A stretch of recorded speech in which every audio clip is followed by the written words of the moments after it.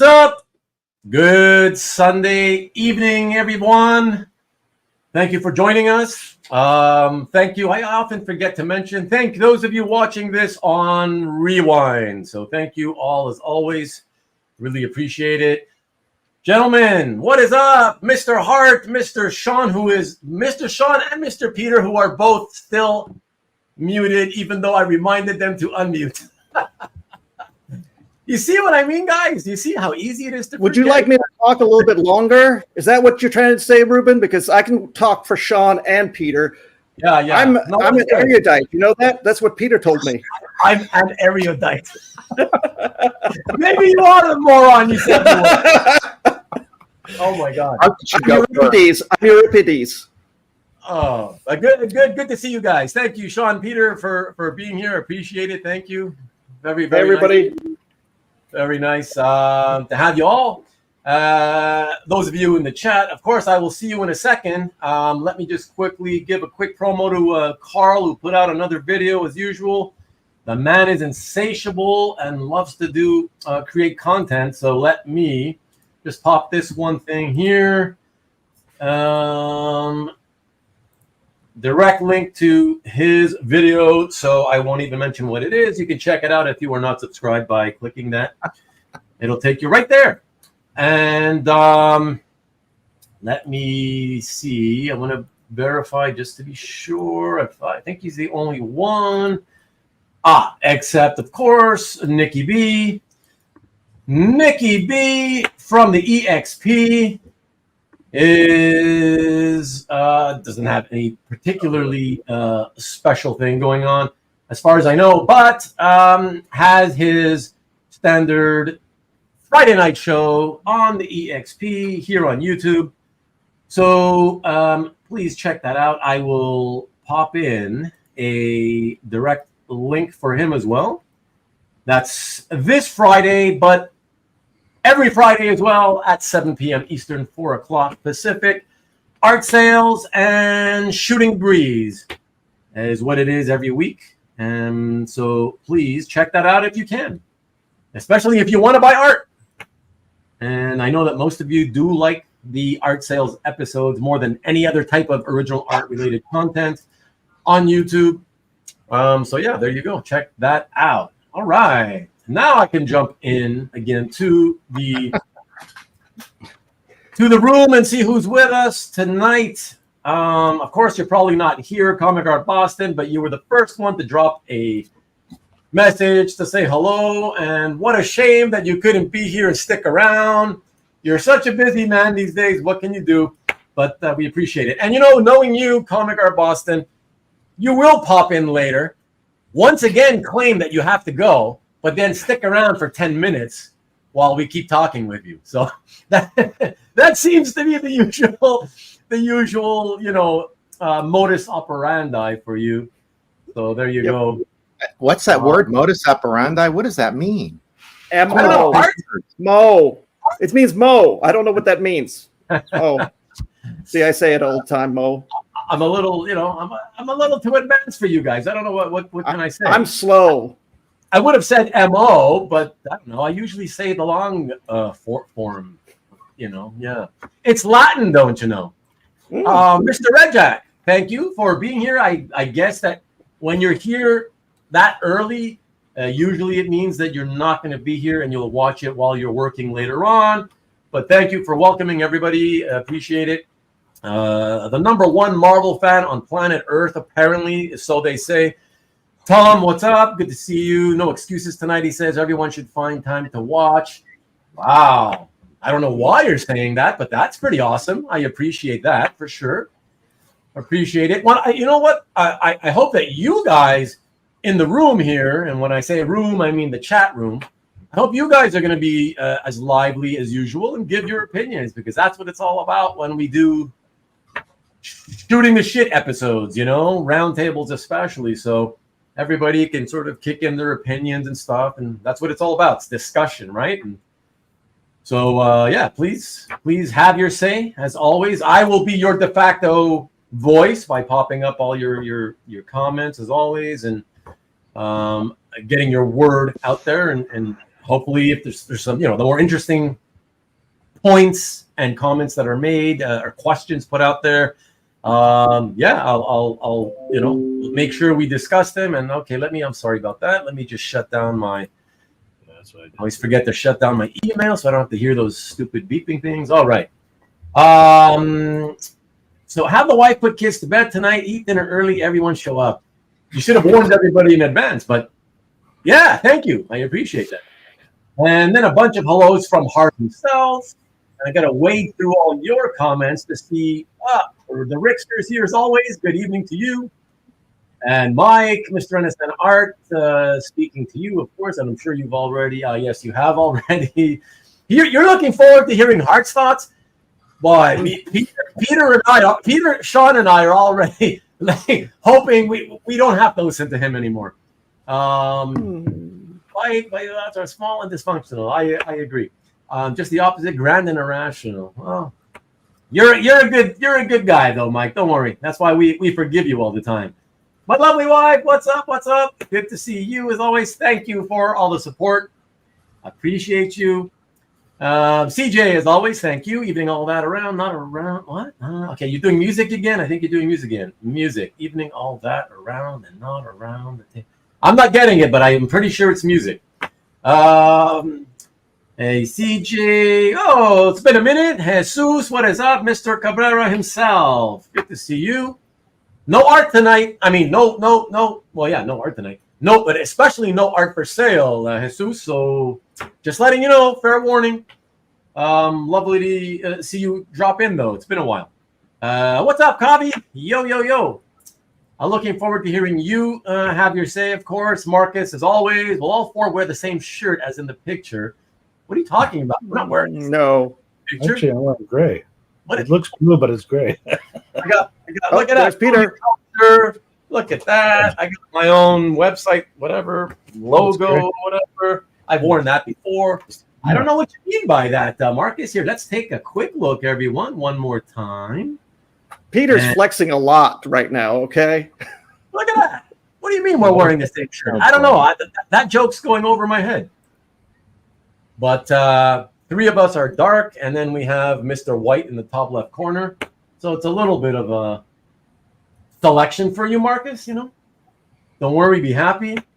John Brown, as always, thank you for being here. Appreciate you. And who else is here? Okay, that's CJ saying hi to us officially.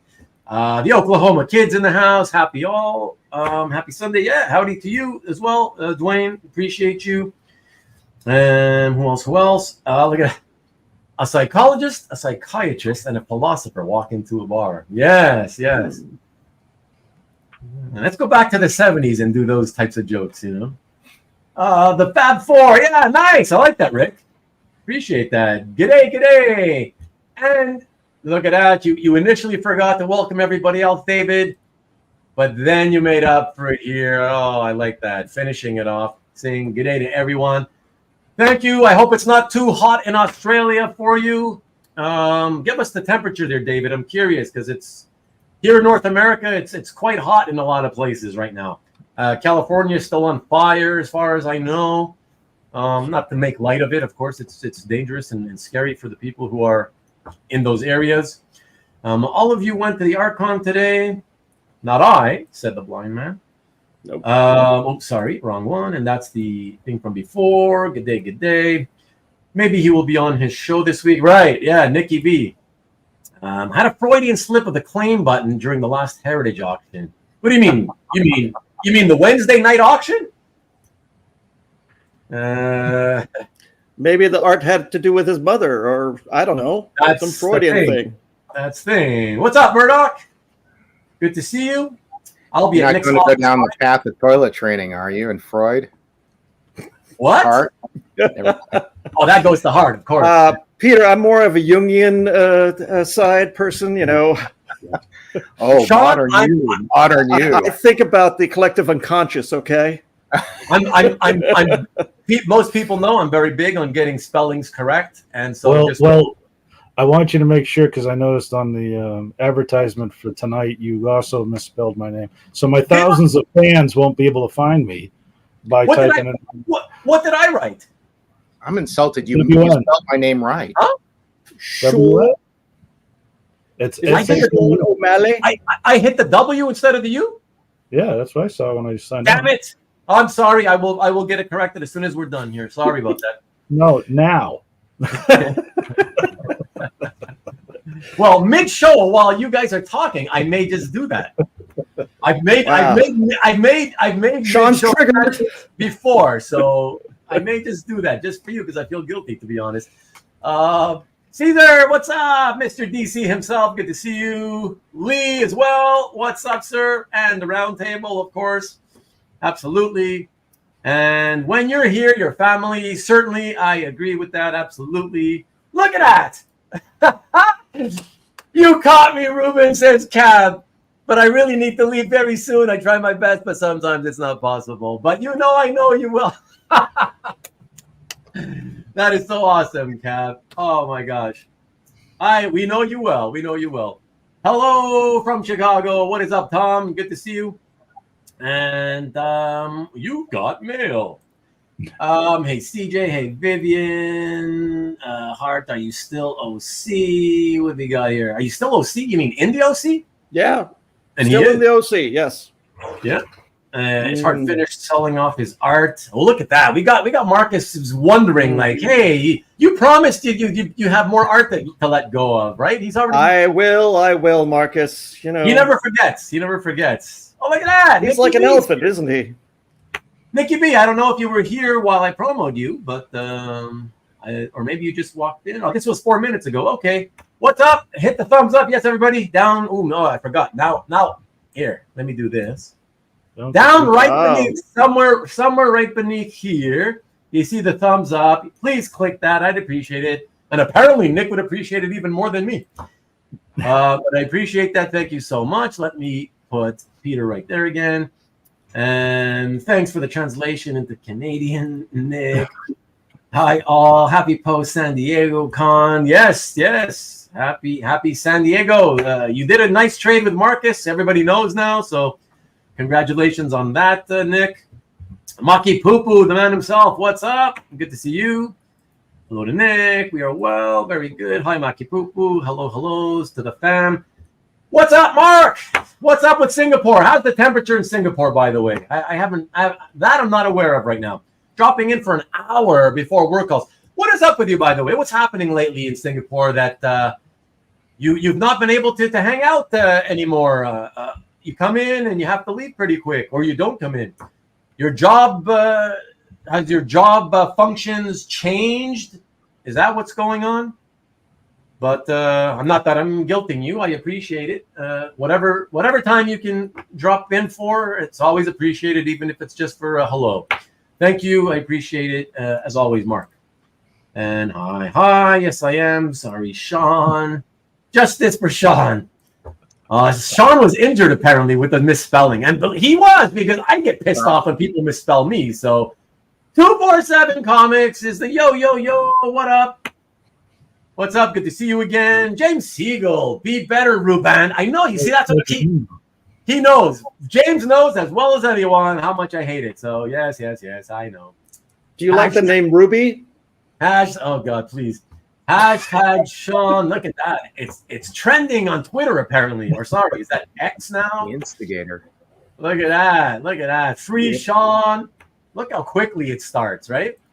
Good day. Hi all Jewish Dragons. What's up, Ian? The Southern California kid himself.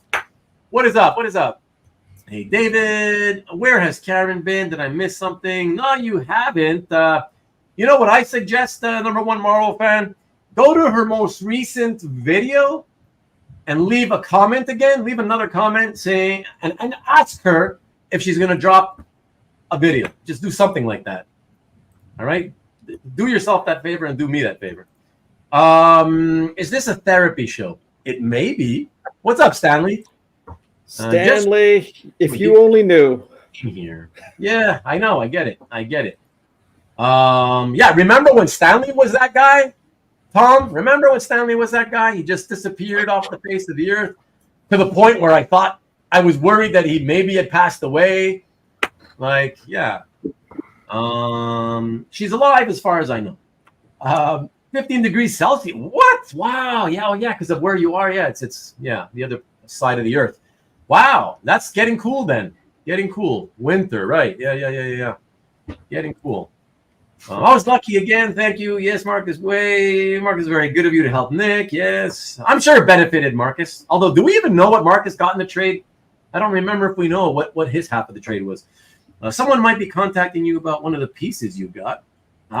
Nick says. Okay. All right. Let's jump into this right away, everybody, to save ourselves some time and get into this. So you guys see by the look of the thumbnail and by the title of tonight's episode that tonight's roundtable is about the psychology of collecting. And so, yeah, what does that mean? Well, it can mean a lot of different things, but generally it's about, some of the things that we all think about as collectors, from time to time, things that pop into our heads, and you might be talking to another collector, or you might just be on your own looking at art and you think to yourself, like, why the hell does, and dot, and something comes to your head. So it's just random stuff like that. And I think we're going to start it off with our friend Peter Rowe, the man himself, who displayed his wonderful, show it again. One more time, Peter. Stand up. Comic culture. Yeah. Look at those pecs, man. No pecs, but that's a show by Terrence Dollard from UNC Pembroke, Comic Culture. That's on PBS.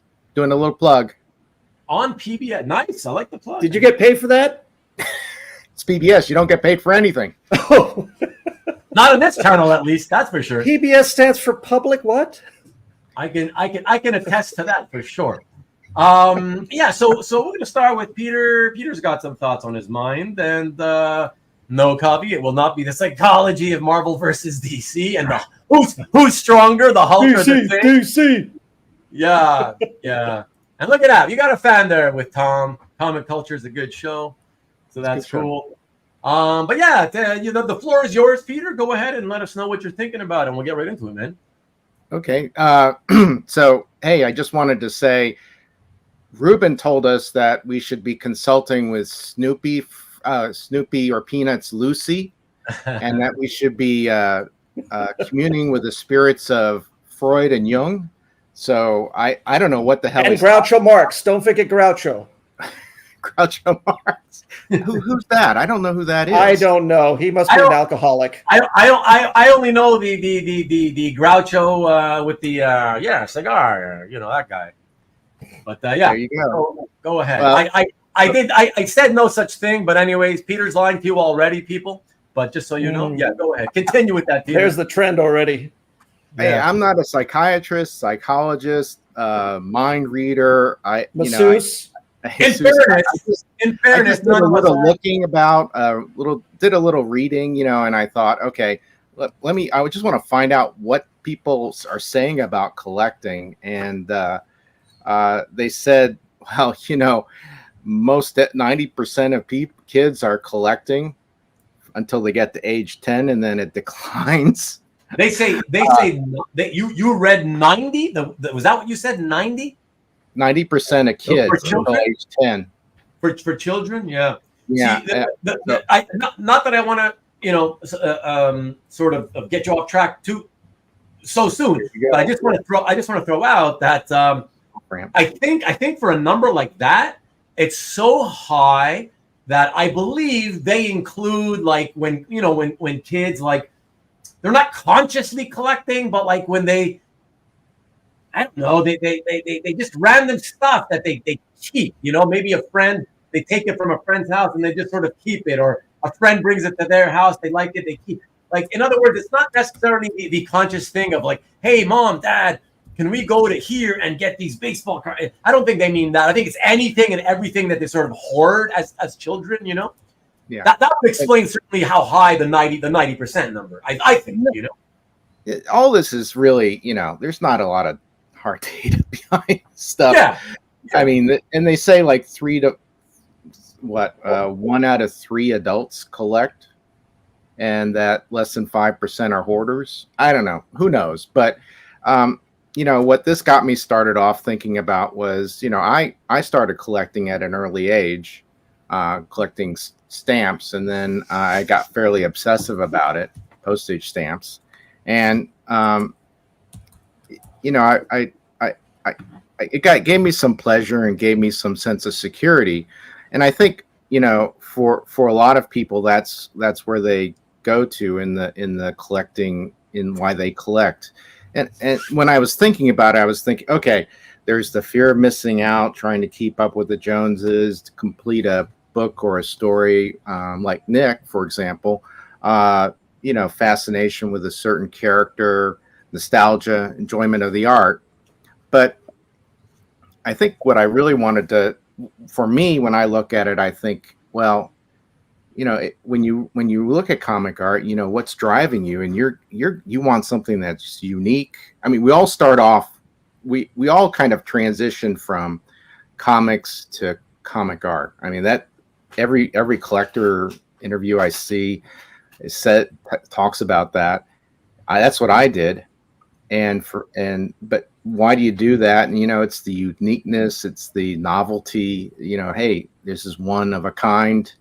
You like the art is impressive. It's a piece of your childhood, it's a piece of history. You found that particular story profound or moving or meaningful. And that kind of applies to everything in comic art generally.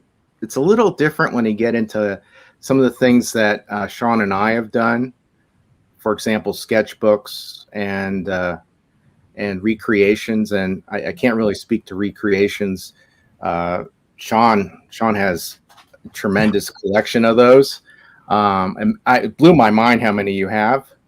But my thing early on was sketchbooks, because the comic shop manager that I went to had one, showed me his. I thought it was really cool. And then, it was a quick slide to, okay, I'm on the hunt. I'm lining up at cons, being the first one in line to get on the sketch list. Hey, everybody's getting in line for Adam Hughes. Hey, if you're the first one in line, maybe you get on the sketch list. And it just becomes very obsessive in that way. But at the same time, you're filled with a lot of nice memories. It becomes a nice, almost like a yearbook. Hey, Peter? Did that feel that way when you went for Neil Adams? Is that what you're saying? Uh-oh. Don't touch that subject. Don't touch Neil Adams with me. Oh, I had a really... well, let's not detract. From Neil, so... We'll talk later. Yeah, well, okay. But Peter, is there a question in there anywhere? Something that you might be curious about in all of that, or did you want to make a statement or pose a question to us or the audience at all? No, I didn't really want to pose a question, except to say what kind of motivates you to collect. Right. Do you think you're at the point of obsession with it? Can I run with this a little bit, Peter? I want to maybe. Are you done? I'm not saying. And then yeah. Well, it's. Hold on, Hart. Okay. Let Peter say that his last. Let him finish. Yeah. And then the flip side of the coin is what drives you to cut down or go cold turkey. Yeah. Okay, go Hart. Okay, for me, it was mostly like past memories, the thrill of getting that eBay auction, or the thrill of the hunt kind of thing. And then the last part for me was social aspect of getting to know people that were in the same kind of community we are all in, right? So when I started, it was comics were a way for me to escape. My mom and dad allowed me to buy comics whenever I could, and that got me to reading comics, paperback books, science fiction, and so forth. And then it blossomed into the love of reading, right? So that's what made me who I am. The first time I owned a comic book, it gave me such a rush. So that's the thrill of the hunt for me. It was that dopamine fix that you feel when you're like, oh, I'm the highest bidder. I got the the auction, and I'm going to have this piece of art. It's going to go in my collection. I'm happy about that. So it was the first time it felt brilliant for me, right? I was like so excited. I couldn't believe that I bought a piece of art online. This is early eBay, of course, when nobody really did that much, and the pictures were about this big. Nobody did really good pictures. They all sucked. You know, people can relate in the early, what was it, 90s? Something like that. Then the last aspect of sharing is when I first started, you know, getting to know people on Comic Art List, and then a little bit on CAF, and through Comic Art List, I got some people that became sort of my mentors, right? They gave me kind of like the instructional in and outs of how to collect, you know, like, so they're really nice guys. And I met a few assholes, of course, who doesn't? But for the most part, I met some really cool people, and we got together at get-togethers in LA or Orange County and so forth. But now for me, while I'm kind of getting older, the luster of it all is kind of washed away, right? Because, you know, I've done this since 1997. So it's kind of like, why am I continuing? And now that prices are like, you know, out in stratosphere, excuse me. That's where it's kind of like, do I want to continue? So I don't get that rush. I also don't go to cons or get together with people. Obviously, COVID affect that a little bit. But you did get together with Jewish Dragons, Ian. Right. When you found out that he was kind of like pretty, you know, close enough in your area, you guys decided, sure, let's get together. That's pretty. He was a stalker, you know, Ruben. He was a stalker. You know, he loved me, and just the attention, the fame that I bring to this show. You know, it's just unparalleled. Right. Okay, Shaun is even in awe of my stuff. You know, I'm sure that's what it was. That's what it was. In seriousness, it kind of goes to show, going to the point about how, for a lot of us, it is searching for sort of like-minded people that to some degree, right? Yeah. A desire, you know, if you don't have friends who collect, let's say locally, I think everybody at one point or another probably has said to themselves, you know, in their heads, like, man, I wish I had local friends here who also liked comic art, right? That we could get together and talk about it and share our art. Mike NSN, I've been to his house. I've visited him, and he's visited me. So, but in the recent years, it's been far and few between. You know, sorry, Mike, I got to rectify that. So maybe we'll do a little get together soon. But since the lackluster-ness of this hobby is getting into me more and more, that's why I'm doing the 25-25 goals, which is the 25 pages and 25 commissions goal. So everything else is gone. So Marcus, you'll get the rest, right? You just have to pay through the nose, Marcus. Just for those, for the benefit of those who aren't regular watchers, just really quickly, Hart, can you just sort of tell them what you mean by that? Sure. The 25-25 goal is to cut down and shrink down my collection from the oodles amount of pages and sketches and strips and stuff that I have into only 25 pages and 25 commissions. And then the rest is going to be sold and so forth, auctions or through private contact, whatever. But I'm going to stick to that 25 because at first I was going to do only 25 pages and commissions total, but then it was a little bit too unwieldy and it just didn't make sense. So that's why I did 25 pages and 25 commissions. So that's where we're at. And I'm actually moving towards that. Probably by this October, I will have my 25-25. So all right, I do have a goal. I want to get to that in a second, but I want to get to Kavi, who's saying, you know, in response to what I said, but is finding like-minded people why you collect or just a reason to collect further and harder. It's a good point. It's a good point, Kavi. But I will say, and I won't, you know, drag this on, but I can answer pretty quickly. I will say that, sure, most of us, I believe, are collecting because we just love to collect, right? We've always been collectors. But and then meeting like-minded people is sort of a side benefit of that.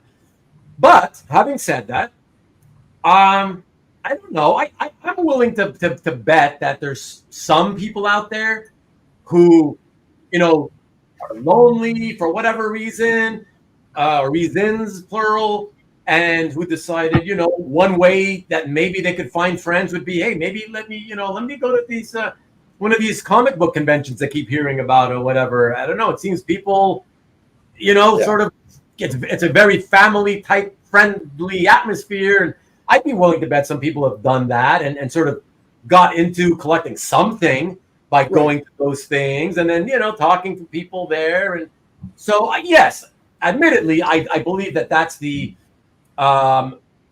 exception to the rule, but I believe it happens. But yes, I get your point, Kavi, and I think for the most part, we collect because we love collecting things.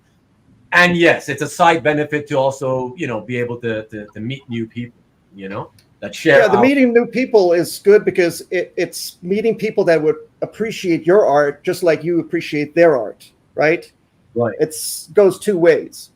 And, sometimes the surprise is that if you meet a person and their collection is a little bit different and you're like, wow, this is really cool. This stuff is cool. It's like NSN art. His stuff is eclectic. We've all known that, but I consider very eclectic. Okay, you call it very, I call it eclectic.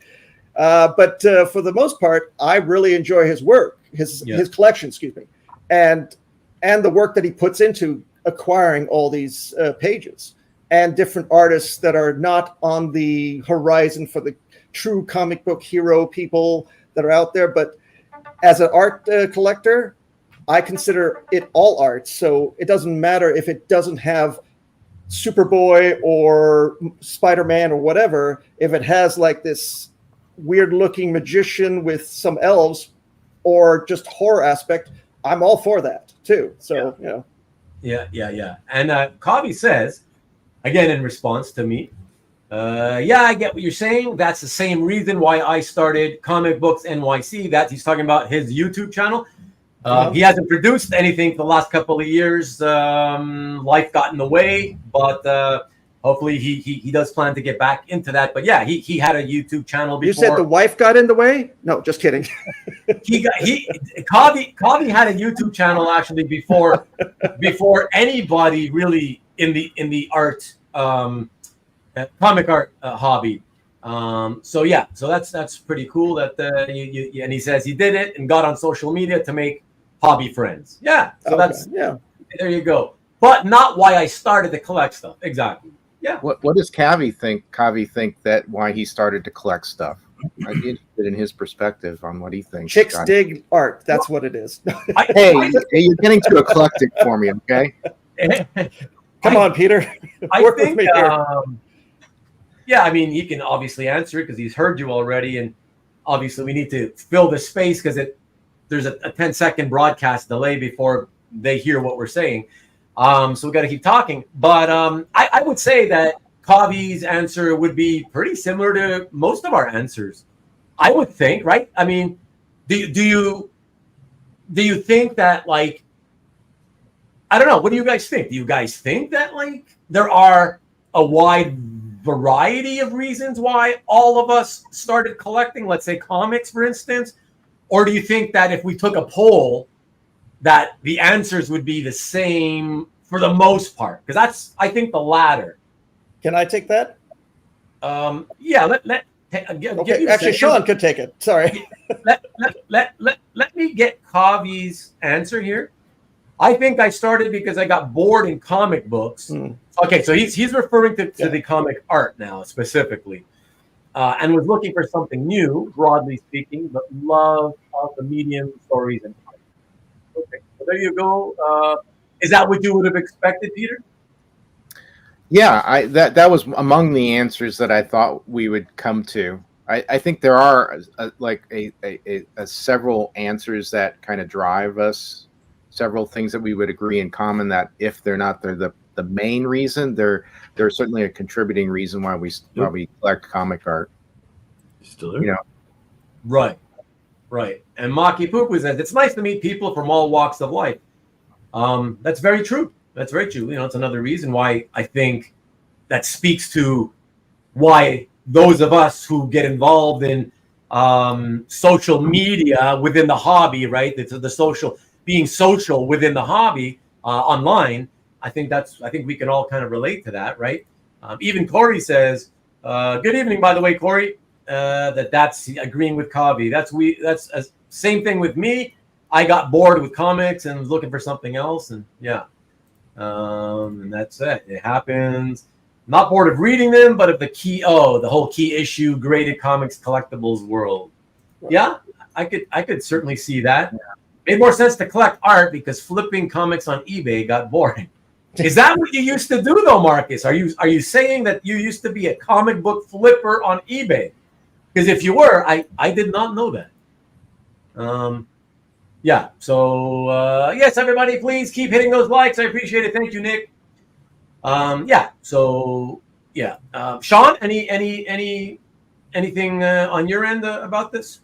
So I'd be curious on knowing what age people started collecting consciously. And I was at 10 years old in 1977, and it was comics. It was also baseball cards.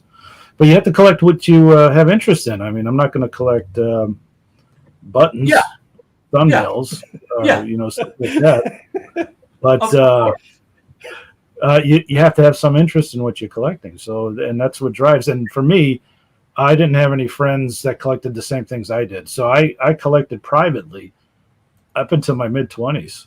And then when in my mid-20s, I went to a convention, and that's when I first started seeing other people that had the same interests as I did. I was the only kid on my block sending away for comics through, Mile High ads and even Star Wars, because 1977 I was 10 years old, so I was going through the Star Wars phase too. So I was getting, Mego dolls and Star Trek figures and all that stuff. So I don't know, collecting versus playing, or I didn't have the mentality of collecting to down the road sell. It was always collecting because I liked the items I had, and I was trying to be a completist. So I would try to get all the Mego dolls I could find, or all the comics I could find on the stands. I just want to throw out, Shaun. I just want to throw out that I gotta give your family props, because to be 10 years old and be collecting like all those things you mentioned, including Mego dolls and whatnot, like, I'm assuming at 10 years old, you didn't have your own money and you had parents who were willing to buy you and pay for your collecting, right? No? Actually, my mom was a single mom, so I actually I did a paper route. So I remember you mentioning, yes, that you had a paper route for 3 years, and I would take the excess papers that they would give you, and I'd go to the store and try to sell those to the store as inventory. So I was working the deals. I remember you mentioning the paper route, but I didn't think that you had been doing that right from the age of 10. Yeah, well, I was helping at 10. I had my own route at 12. Oh, so that's how I started. I took his route over. So I helped him deliver papers, and he paid me. And then when he was bored with it and he went to high school, I took over. Oh, I see. And when I turned 14, then I stopped.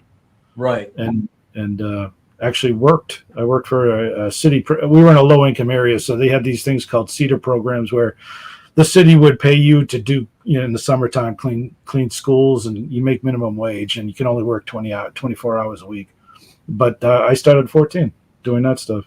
Yeah. So I paid for most of my own stuff, but I lost a lot of it in moves and such, and trying to recapture it when I was in my 20s and 30s. And but yeah, the collecting of comics was something I enjoyed. No one else did. You had some overlapping interests with other kids in the neighborhood, like baseball cards, right? And other sports cards. But I can't explain why I liked comics at the beginning, other than it had the imagination, and I wanted to be an artist. And I mentioned that before also. So I liked to draw at the time, and I would use comics as reference to draw. And I think a lot of people who like original art had the bug to draw at one point. And so that's why I eventually went into original art. but it worked my way all the way through, Mego dolls, comics, Golden Age comics, pulps, paperbacks, like you mentioned. I went through all those. I never collected stamps. That was one thing I never did. I'm in your boat as well. I never did stamps either. Yeah. Yeah, non-sports cards, a lot of those. And then eventually artwork wasn't collecting more than commissioning. It was more of a commissioning the person to do them versus buying published pieces. I didn't start buying published pieces actively until about 5 or 6 years ago. That's why I'm telling you I'm not close to finished yet, because the things I want cost a lot. Yeah. So I got to work out how am I going to get them. Yeah. And so it's going to take me a while to finish off my want list. Shaun, do you have an end game for the ones that you do want to get? I mean, once you get them, is that? Well, that was that was going to be one of my topics on how to collect and how to, where you find them, and how do you work the deals. Do you want to step into that now, or do you want to continue talking about the beginnings about collecting? Peter, are you still, sorry, because you'll have to forgive me, but running with with all the comments in the chat, as well as listening to us here in the studio, I will forget things from time to time. So you'll have to sort of keep me on track. Don't let me get away from topics if you're still wanting to sort of make points about something. All right. So if there's more that you just wanted us to touch upon, let us know right now. Otherwise, I don't mind moving over to what Shaun wants to talk about. Well, how about the open question on when you recall starting collecting? What age? No, what I'm saying though is to Peter. I just want to know, Peter, if there was something that you had brought up earlier that you wanted an answer to, or somebody to sort of talk about that we haven't gotten to. Yeah, I've gotten a lot of like how people started collecting, or what are the things they've been collecting, what are they interested in, and you've touched on a lot of the reasons that people got involved and got started collecting comic art, the originality, the interest in the medium, the pleasure it gives people, those kinds of things.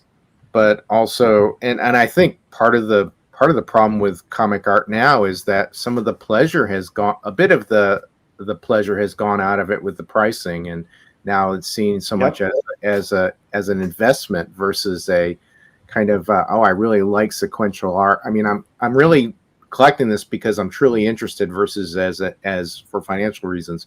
But the other question I really wanted to get at was, the thing that you and Ruben and I and Hart are doing is, how do we stop collecting? What are the reasons for us to stop collecting? What's our and Hart has addressed this, but sort of what are the drivers for us not to kind of cut down, and how hard is it to cut down? I mean, I applaud Hart because he's been able to, it's amazing what you've been able to do. I just find it really hard for myself to stop collecting. It's hard for me too. I mean, to be fair, he's still in the process. I'm in the process. Yeah. I have 10 items of the commissions and pages of the 25. So that's already set. So I'm only 15 away from my goal, but it's going to be that hard part of, okay, I've got 2 of them that I really like. Which one am I going to let go? Is it going to be more fruitful to keep the more higher priced one, or the one that's more nostalgic to me? Is all that kind of stuff is kind of going to be involved in that last ditch effort to go down to the 25 goal. Yeah, and I just for those of you watching who don't watch every week, for your benefit, so you understand, out of 4 of us here on screen, only Shaun in the bottom left corner. He's the only one of the 4 of us who is still gung-ho, loving to collect, wants to collect. There's still a bunch more stuff on his want list, all kinds of things he wants to get. The rest of us, Mr. Hart, Peter, and myself, we have mentioned in the past that we'd like to just stop collecting, and we want to cut down and cut down the collections as well as stop collecting. And that's what Peter's sort of bringing up is, how do you go about doing that? Because it's very difficult. You feel like you're addicted. And so it's a good point, Peter. And I don't know. And it's funny because one of the topics I kind of want, very specific topic that I wanted to address tonight was related to that question from the point of view of, so the three of us are looking to like stop collecting. And we also seem, at least some of us, want to cut down on what we have, already.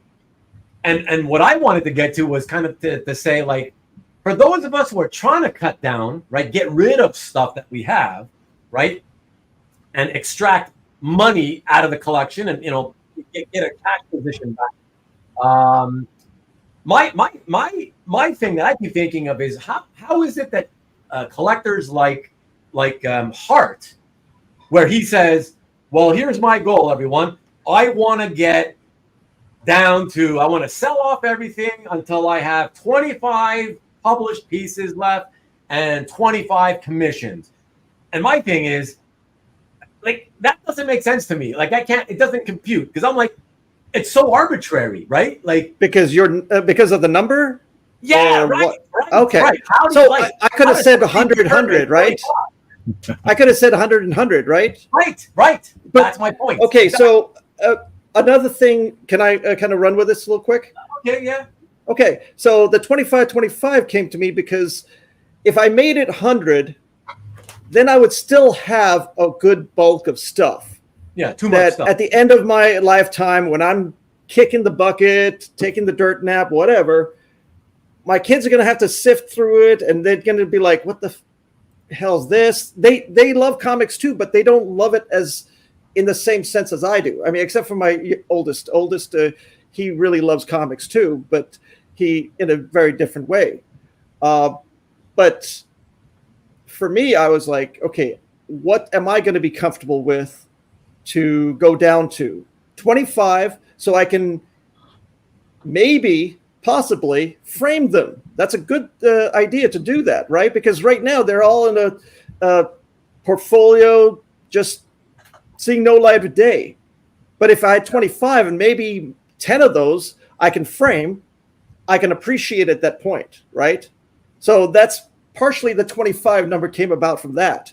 It's the fact that I was talking to my wife about some stuff that I collected, not comic related, but I asked her, can I buy a display case, a lighted display case, and put it in the hallway? I got a few things I want to put in there. Right now, they're just stored away in boxes and doing nothing, but just sitting there. If I can see them every time that I walk by in the hallway or go up the stairs, I'm going to enjoy them a little bit more. So that's where it's kind of leading to. That's, I hope that answers that. Well, just so you know, Hart and everybody else, Stanley claims that the best way to stop, if that's what you're looking to do, is to do what Hart is doing by setting a specific end goal. I'm not saying that that's wrong, though, Stanley. I'm just saying, and I'm not even saying it's wrong, the whole thing about the arbitrary number. Yeah. I'm just saying I don't get it. Like, because if you're going to keep some of the art, let's say you're trying to sell off your collection, but you want to keep some of it, I'm just saying, how it doesn't make sense to me that anybody would set an arbitrary number when I actually feel that you should just start selling and you just keep selling. And I believe the process of selling and getting rid of a lot of the collection is what will determine how, what that ultimate number of pages you keep will be. Because I believe as it shrinks and shrinks and shrinks, it'll get harder and harder to keep selling, because you'll be like, I think you'll get to the point where you're like, okay, what else do I have? What's the next thing I got to put up for sale? And you'll look around and you'll be like, no, not that. No. And you'll realize you're saying no to everything. And that's when you kind of realize, okay, I think I can stop now, because I don't feel like I can let go of any of these things. I've said no to everything. So maybe this is where I stop. And maybe that number is 57, or maybe it's I got you. 23, or but you know what I mean. But for me, I really want a number. I'm a person that needs a number or goals, so to speak. One of the things that I have at my house is I've got a bookshelf full of either fiction books, comic trades, or whatnot, role-playing game books, whatever. But it's a fixed amount of books that can fit on that shelf. If I buy something that is another book, let's say another science fiction book, I'm going to take one of those books that's on the shelf, replace it with a new one. And that's how I keep a set number. I don't know what that set number is for the bookshelf, but I can come up, I can count it later on for you. But that's how I operate. I operate with numbers in some aspects of my life. Not every aspect, obviously. No, I get it. So it's a good point, because it's also, for sure, it's for some people, it's a personality thing too, right? It's yeah. So could be OCD, could be just the fact that you want to have a goal number that you can strive for, and once you complete, you feel the completion is the goal for me. I mean, once I've completed 25, I'm happy and I'm going to be set. Right. Now, will I stop? Let's say I can reach my 25 goal, and 6 months down the line, I see a page on auction. I'm going to be probably looking around. I'm not going to be actively buying, but if something comes up, then I'm going to have to readdress that and say, hey, I want that page. That's part of my 25. I have to take one of those 25 out. So that's what's going to happen. But for the most part, I think when I hit that 25, I will be 99% done. Fair enough. I just want to say to Dan, Mr. Bootlegging himself, like Kavi says, why wait till November? I may not even have interest in your Grumman page, my friend. Too many people make the assumption that I will buy anything that was ever published that Tom drew, and it's far from the truth. So I don't know, man. It's up to you. Reach out if you want, but otherwise, I guess I'll see you in November. I'll see what you have available. Philip, interesting, guys. Here, check it out. And I understand what you mean by this, Philip. Philip says, I can't even fathom people that have hundreds or even thousands of pages, because I've got 125 pieces, right? And I get that too. I do relate to that, right? Because you think about that and you're like, it's true, because I know plenty of people that only have somewhere like in that area or less, right? And so for him to be hearing people say, yeah, I got to cut down so I can get down into that area where he is currently at, right? Yes. I can see for somebody like him, it's got to be like, what are these guys talking about? It's got to be overwhelming, And he's right. But Philip, question: are you still collecting, or are you going to stay in your 125 pieces now? Yeah, are you actively collecting? Right. Are you actively collecting? That's what he wants to know, Philip. But Nick, I put this up before, but I just wanted to say that yes, but. And I think what you meant to say is it's easier to say, okay, I want to keep these, right? Oh, I guess that's I want these are the ones I definitely want to keep. In other words, I'm not thinking about a number. These are the definite ones, right? And then whatever that number is that number. If that's what you meant, Nick, then the answer is yes. Maki Bubu says, I've reached the point where I achieved a lot of my goals and I can start to slow down. I just have a few goals to reach, and those few goals aren't urgent. Okay, interesting. Tom says, the fact that my wall is original art from Perez, Lopez, Staten, actually Garcia Lopez, by the way, it's Garcia Lopez, McGuire, Aparo Dillon, gives me a buzz every day. I may purchase less or trade, but will never get bored. Hey man, as long as I've said it many times, we all need to focus a lot more on enjoying what we already have, right? Yep. It's okay if you feel that compulsion to keep collecting, keep adding, but still start trying to make that effort to take time to look at what you have a lot more. A lot of us are guilty of not doing that enough, I stopped collecting watches after I understood what the Eagle sang, after the thrill has gone. Yeah, I mean, it takes all kinds of reasons that can make you stop or start, I guess, I feel very fortunate for that. Yes, sir. Ain't gonna need your teeth, won't need your okay, what? Oh, the song. Okay. The best way you can stop is cold turkey. Yeah, but Philip, a lot of people they don't have the ability. That's what Peter, I think, was saying when he asked the question, is like, well, how do we want to stop, so how do you do it? listen, I cold turkey stopped smoking, but smoking I always believed would probably contribute to killing me earlier than later. So it was a better incentive, than, it's easier for me to say, I want to live than I just don't want to spend more money. I already have enough art to enjoy. You know what I mean? Yeah. So the art, collecting art, it's not a health issue or life or death issue for me. So it's not as easy to just stop cold turkey. It's very, very difficult. Even those of us who try doing it slowly have a lot of trouble with it. Sorry, let me get that. Ian, starting prices. I feel better about it. Yeah, I think it's all about up to the individual. Of course, that's a very generic way to put it. But of course, you're right. See, Rick's all or nothing. Rick wouldn't be able to keep anything. It's like sell it all off, or I'll keep it all forever. That's it. There are a lot of squirrels out there. Yes, exactly. You got to sell if you want to get an X-wing. That's true. Try not to buy from dealers. Ooh, I don't want to get into that topic.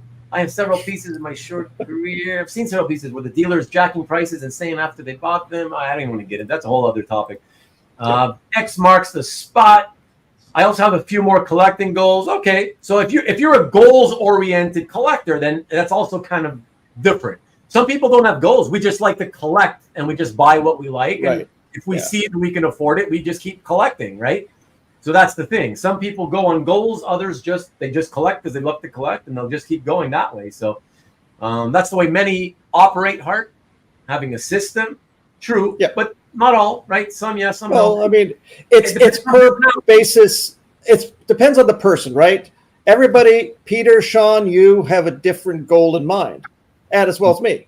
We all have something that we want to attain, whether it's stopping, whether it's getting to a number, or continuing. We all have something that we want to get out of this hobby.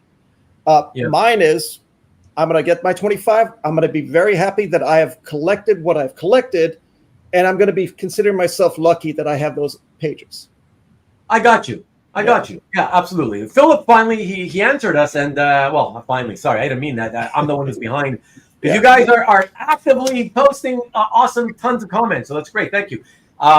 But look, he's saying, here's my limiting factor. Can I fit all of my collection in portfolios that correspondingly fit into a large artist carrying case? And yes, LOL. So I don't know if he's half serious or not, but here's the thing. I just want to say that, Philip, even if you're serious, and he did say, here we go, he's still collecting. Okay. But even if he was serious about that, my answer to that, and a lot of people would answer, is saying, don't forget, Philip, you can always buy more carrying cases and more portfolios. They are not expensive in the grand scheme of things. And so, that's you can start collecting carrying cases. Yeah, your portfolio and carrying cases getting full. It's not really a limiting factor, to be honest. So, Alex, what's up, buddy? I keep it to just one portfolio. Once I fill that, I sell the least desirable page for a bigger page. Interesting. Wow. But let's see. That's the plan. Let's see if it ends up working. That's the other thing, right? Can we ask Alex how many pages in that one portfolio? I mean, is it a standard portfolio, or is it one that you can slip sheets into? I don't know. Murdoch wants to refuse to limit his collection. So yeah, exactly. No putting limits. He'll just, as long as he wants to collect, he'll collect. See, that's what I'm saying. Yeah. Rick says that his collection is continually evolving. I think a lot of people's evolves. Buying, selling, trading. Yeah, for sure. I can't let go. I find it really hard to let go. I just Why is that, Peter? I don't know. It's hard to let go. For me, it's hard to let go of most things. I'm not a hoarder, right. But you're attached. You're attached. I'm attached, but they're also they also seem to be a part of me. Oh, okay. Letting go. Are they a part of your childhood, or are they a part of your current adulthood? Current adulthood, yeah. Current adulthood, yeah. And even though I've cut back, I mean, I've gone cold turkey. If I would to see a page come up from two books that I'm looking for, then all bets are off, and then I would just that I would back off the wagon again, and I would be running around with the rest of the addicts. Oh, that's good to know. I mean, at least you can confront yourself and say that's what you're comfortable with, right? But now I want to say, hey, if anybody has any pages from Our Army at War number 241, or any of the Civil War story from Weird War Tales 41, the Jose Luis Garcia Lopez Civil War story, hey, I'm all ears, man. Yeah. Oh, those are the ones I'm looking for. Wait a minute. Oh.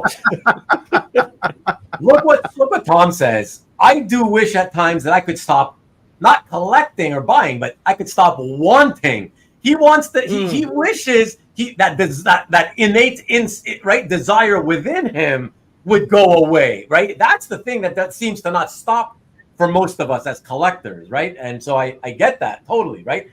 The thing is, check out what he also says. I'll look for things multiple times a day, which is something I used to do in, the first several years of collecting, but I haven't done that in forever. So at least I can say I'm way further along than Tom in that I no longer go seeking art anymore. I buy if it crosses my path, I like it, I buy it, but that's it. I don't go hunting anymore, So I at least say I think I stand a better chance of stopping sooner than Tom would ever, let's say, because he's still looking and hunting all day long, multiple times a day. I mean, that stopped for me a long time ago, Howdy ho. No, sorry. The thing about the hunt is once the hunt is over, then you want more. The next fix. Get back on the hunt. Because it's an addiction. Yeah. Right. Yeah. I mean, collecting in general is an addiction. You're just trying to fill a hole. I won't say in your emptiness of yourself, but it is, you're trying to complete something for yourself, right? Be it to your childhood or your feelings. I don't know, whatever it is, but you're addicted to getting that fix, that hole completed, whatever. And that's what, I used to do with watches. I used to collect a bunch of watches, and then I'm just one watch. That's it. I got down to one.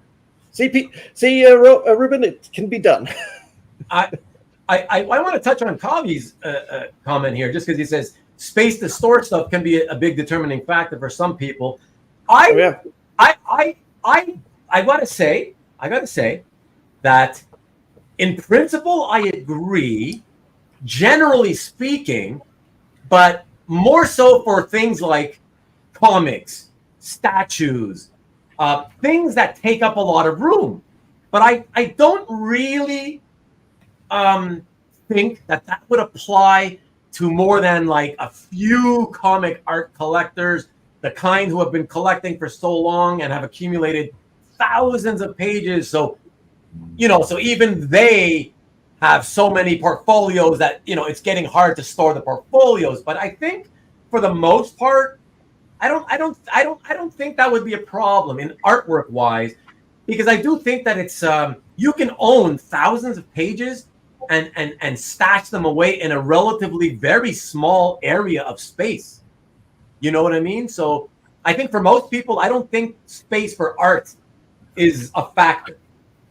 Unless you're one of the you love to hang your art on a wall and then you run out of wall space. Well, of course. That's totally that's a totally different thing, of course. Yeah. Absolutely. Hey, Sonny, as a completist hoarder, it's hard to have an end goal that isn't have everything. Yeah. If you admit that you're a hoarder, though, that's a problem. But I get what you're saying, Rick says that the only thing better than a crawfish dinner is five crawfish. What? Crawfish dinners. So expensive to get all my art professionally framed. He's crying. Yeah, that's the thing. I got dozens of pieces all professionally framed, so I know what it's all, and it's a lot more expensive in Canada than it is in America, Carl. So suck on that one for a while. Probably 25 to 30 pages, Alex was answering. I think, did you get that? Is that because you would? Oh, I got that. Yes. Thank you. Yeah.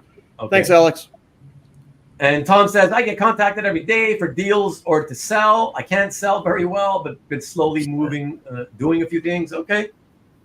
See, that's the thing. You got to start somewhere. So make a few moves, and then you can see, hey, it's possible. I can do this, For me, it's easier to not buy a page than to sell a page once I have it in the collection. Mhm. Yeah, if you're attached to it. That's speaking to what Peter was saying, for sure. See if you don't get a portfolio from Anthony. Okay, it's a personal thing. I find it hard to let go. Also, a lot of us do. That's not a surprise, Only selling my least desirable. Yeah, a lot of people, they do it that way. But for art and props, we are such a small group, and it does come down to if you stop, you might lose your friends. What? Well, are you serious? No, but I think part of what it is, you get caught up in this calf mania, or where you have to post every day. If you don't post every day, then you don't have people aren't liking your stuff or commenting it on at a regular basis. And you always, I love it when Bill Cox or Chris Snork pick one of my pieces for the weekly update, or Colin picks one of my pieces to put into the weekly calf email, or the daily calf email, and that's a real buzz, to tell you the truth. Okay, I know it is for all. I know it is for. I won't say a lot because I don't really have a good sense of the numbers, but I know out of the people that I know in the hobby, I guess that's quite a lot of people, but I would say that there are quite a few people that I've met over the decades to whom it is shockingly important that they receive comments and feedback on their art that they post publicly. And and that's okay. Like I don't see anything wrong with that. I personally, while I appreciate it, of course I appreciate just the fact that they take the time to type out something to tell you what they feel. While I appreciate it, I don't need it. I mean, I've posted two things in the last year and a half, 2 years. I just kind of got out of posting, and I don't care, whatever. Like I don't personally need the, what do you call it? The affirmation or the back patting or whatever. But I do get how when you get back patting, I do understand how it could maybe get, I don't know if addictive is the right word, but it's like Kavi had mentioned earlier about getting a dopamine hit when you're collecting.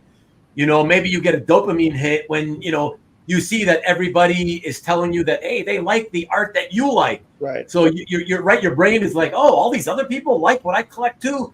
Oh, wow. It feels good. Right. So now you get this good feeling about it. And so I can see how that then makes you think, oh, what else do I have? Do I have anything else I haven't shown yet? Maybe I'll post something else.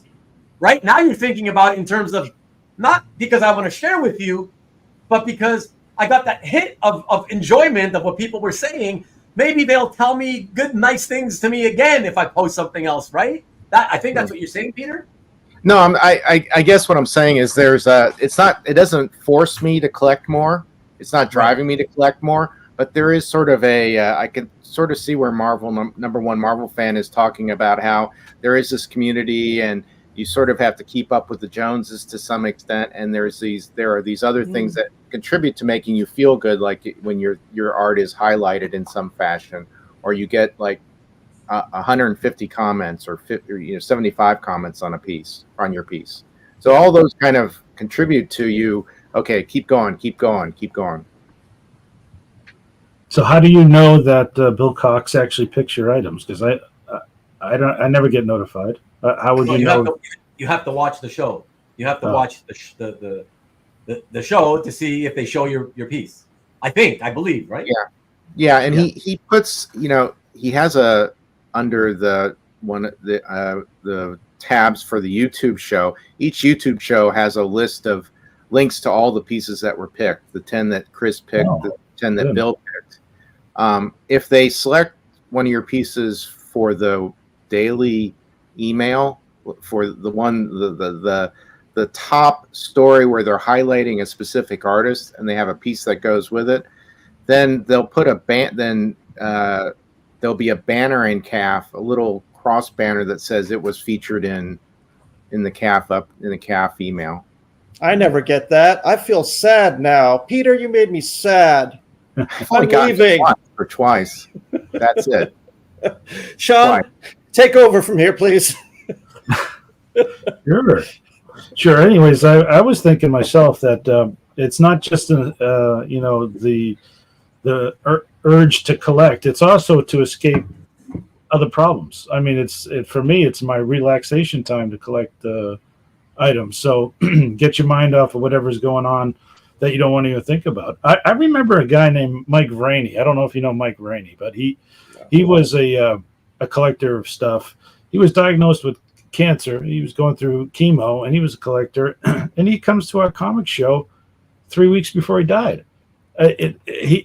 Why go to a comic show if you know you're not going to be around very much longer? You know, to me, I thought something else would be more important. But he was just trying to escape from. But yeah, for some people, it's escapism. I mean, I think for all of us, it's a method of escapism. But for some people, it's such a big part of their lives that, like you said, it doesn't matter. I have a few weeks to live, or a few months, or whatever it may be.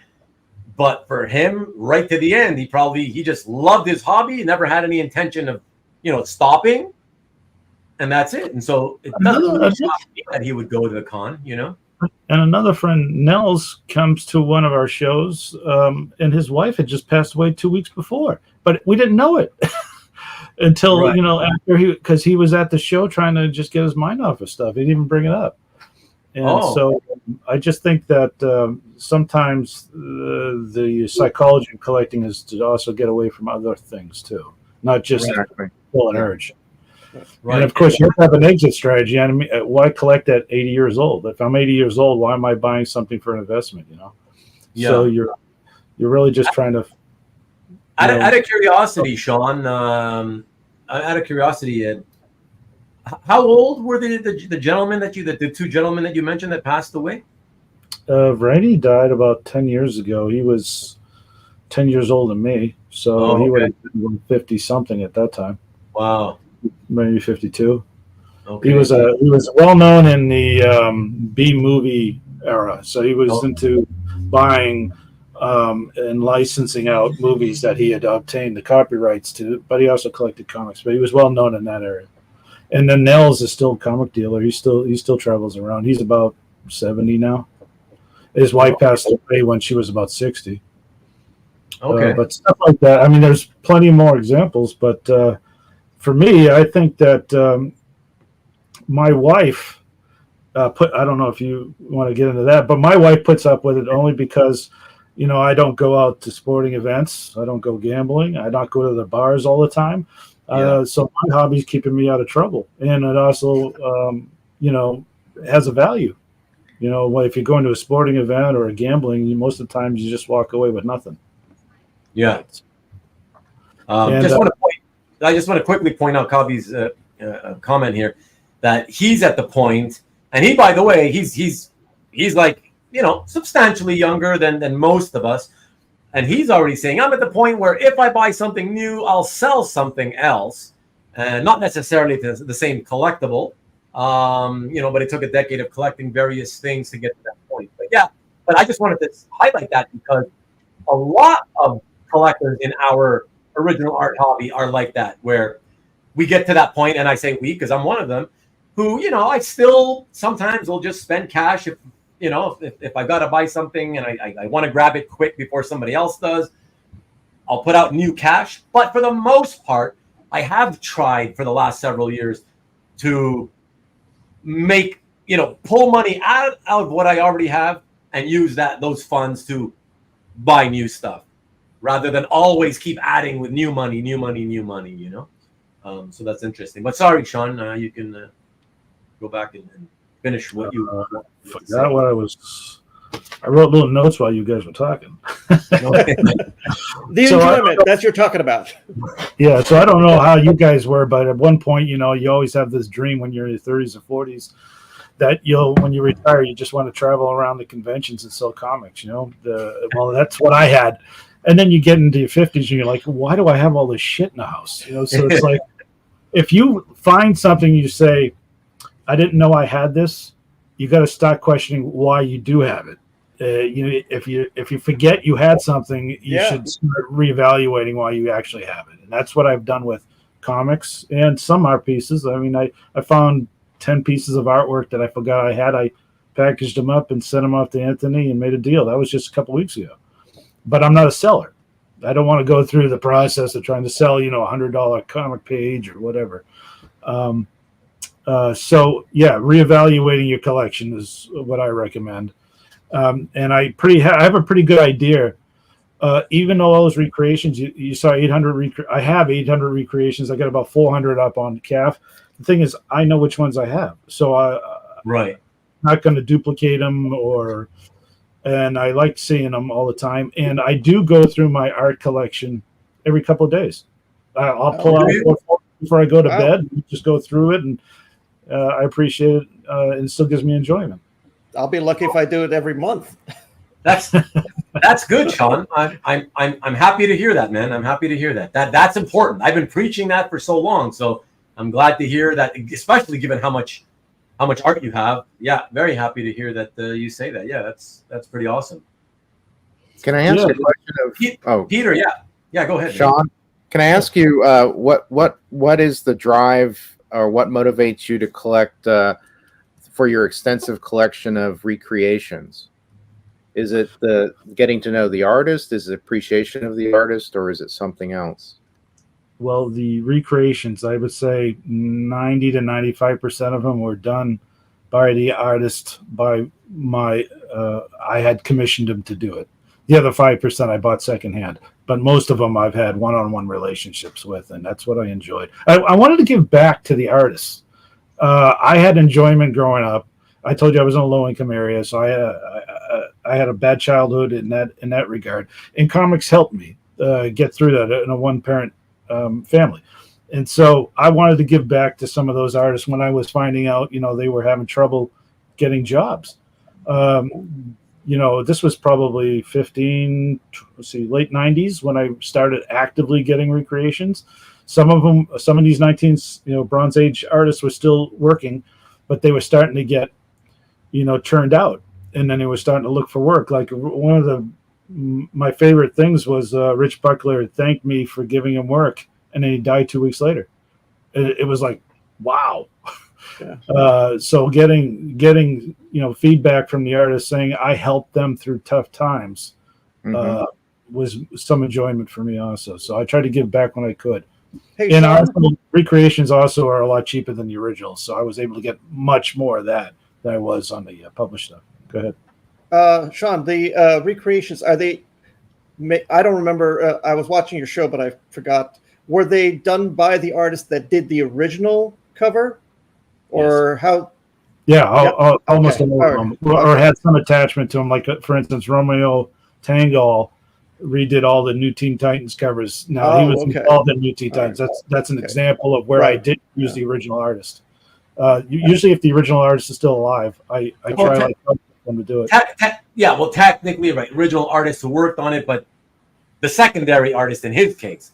It's not like you got George. Otherwise, right? It's George who you would typically say. No, but I tried with George, though. Yeah. And George's hands weren't as good as they used to be. So I was trying to tell him to do like Ed Hannigan. Ed Hannigan has MS. Yeah. So he can't really draw. So he did some really rough sketches, and I had an inker come in and clean it up. And he was overjoyed with it.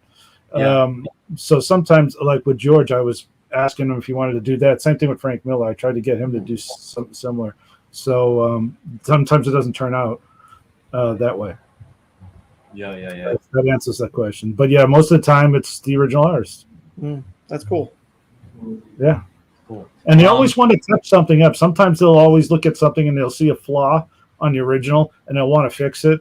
And I let them go ahead and do it because I don't need a copy. Have they done a complete redo of the cover? Yes. Some of them just redesign it, keep the theme similar to like a 1 minute later, but it's not. It's just the same thing, just redone at a different angle. Mike Nasser did it that way. Pat Broderick, a handful of them. That's cool.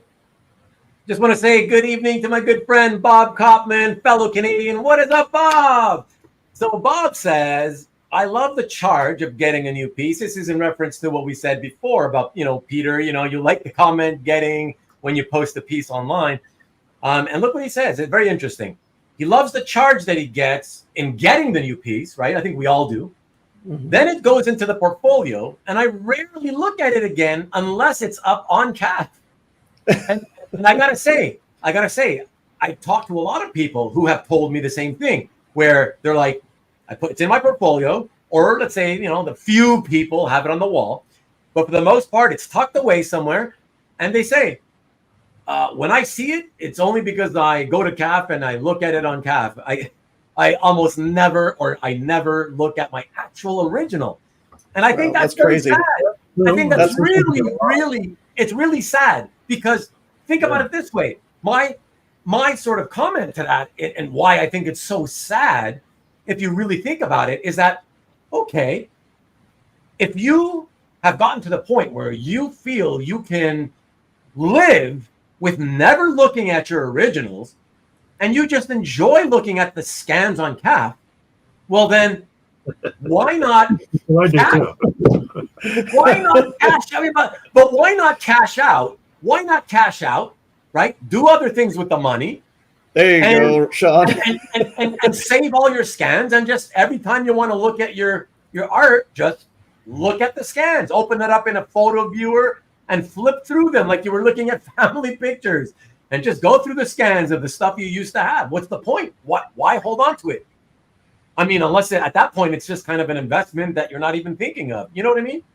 I don't know. I think art will eventually be all digital anyway, Ruben. So we're not going to be collecting anything paper. You know that.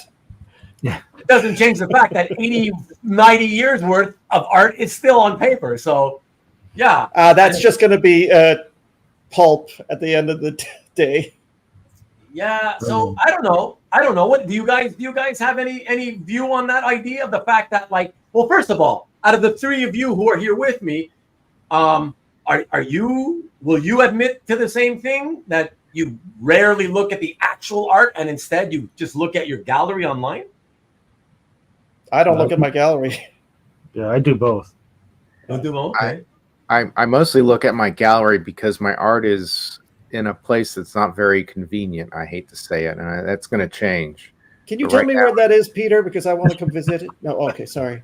Oh, I live off the coast of Newfoundland, so Oh, well, I could be there in a heartbeat. Come on. But it just that's my issue. But yeah, I hear what Ruben's saying, but to me, the art is part of me, part of what I am. That's what let me ask you this though, Peter. So, have you ever sold stuff or not? Yeah, I just this year I sold the first couple of pieces last year, and that's the first time in your collecting journey that you've ever sold stuff. Yeah, how did that feel? 3. Wow. Okay. Some people will know that I had a last minute regretful moment the day before an auction, and I said I don't want to do it, and the auction went forward and got sold. And in the end, I'm okay with that. But the fact that I had that regret moment, that twitch, which was a very irresistible twitch, is an idea of how much those pieces mean to me as as part of my identity. You're losing something of yourself, essentially, is what you're saying. Yes. Yeah. Wow. You really love your art, then. That's crazy because I have no love for my art. Well, I love my art, but I don't love my art. So let me just clarify. Let me see if I can ask you to clarify something, Peter. You've told me, and now we've mentioned it publicly. You would like to stop collecting, but you find it very difficult. But what I want to know is, part of the goal also is it to stop and sell off some of the art, or is it just to stop collecting and keep what you have and just don't buy anymore? So, it's a moving timeline. It's a move. I can't say where I'll be in a year from now, but right now it's stop buying. I've been going down. I had a high point about 2 years ago, and then last year I dropped dramatically down, or the last 12 months, and then since Heroes I haven't spent anything. Heroes Con in June, so that's where I am. Okay. Will I get rid of anything else? I don't know. It's hard. And well, let me ask this. Let me ask this. Those pieces that you said you sold, was it this year or last year? Beginning. Well, no, it was. Well, within the last year, right? Within the last 6 months. Yeah. So, is there a particular reason why you decided for the first time ever to sell a few pieces of your artwork? They were pieces that I was no longer interested in, that they had lost their appeal to me. Oh, okay. See, that's completely. Yeah, that's not good. Completely, because you regretted that Twitch that came into play, right? Yes. Yeah. But do I feel that way about any of my other pieces? No, not at this time.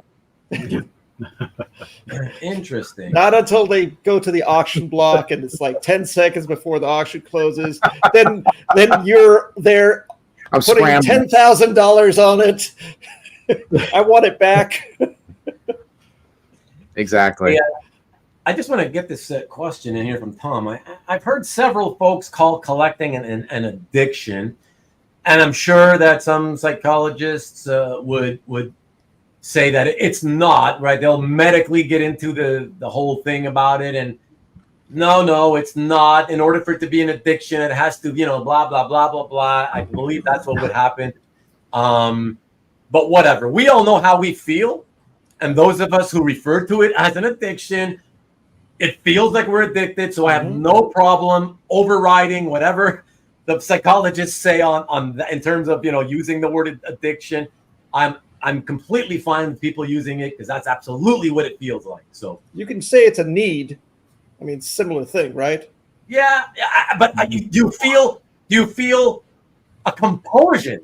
Because that's how I feel. Yeah, it's like, right. Like, okay, I know I should stop. I know I should, not like there have been times where, man, I've been spending a lot of money lately. I can't be doing this. And it's like, I got to stop. And I know I have to, right? I'm consciously aware of it. And then guess what happens, guys?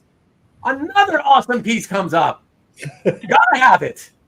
And right, let me put it on my credit card. Now, in fairness, I never, ever allow it to stay on the card long enough that I got to pay interest, but it buys me the time. If I put it on the card until it's the due date, and then I come up with from there until the due date, I come up with ways that I gotta come up with the money to So the point being that I feel it's a compulsion that I can't stop at times.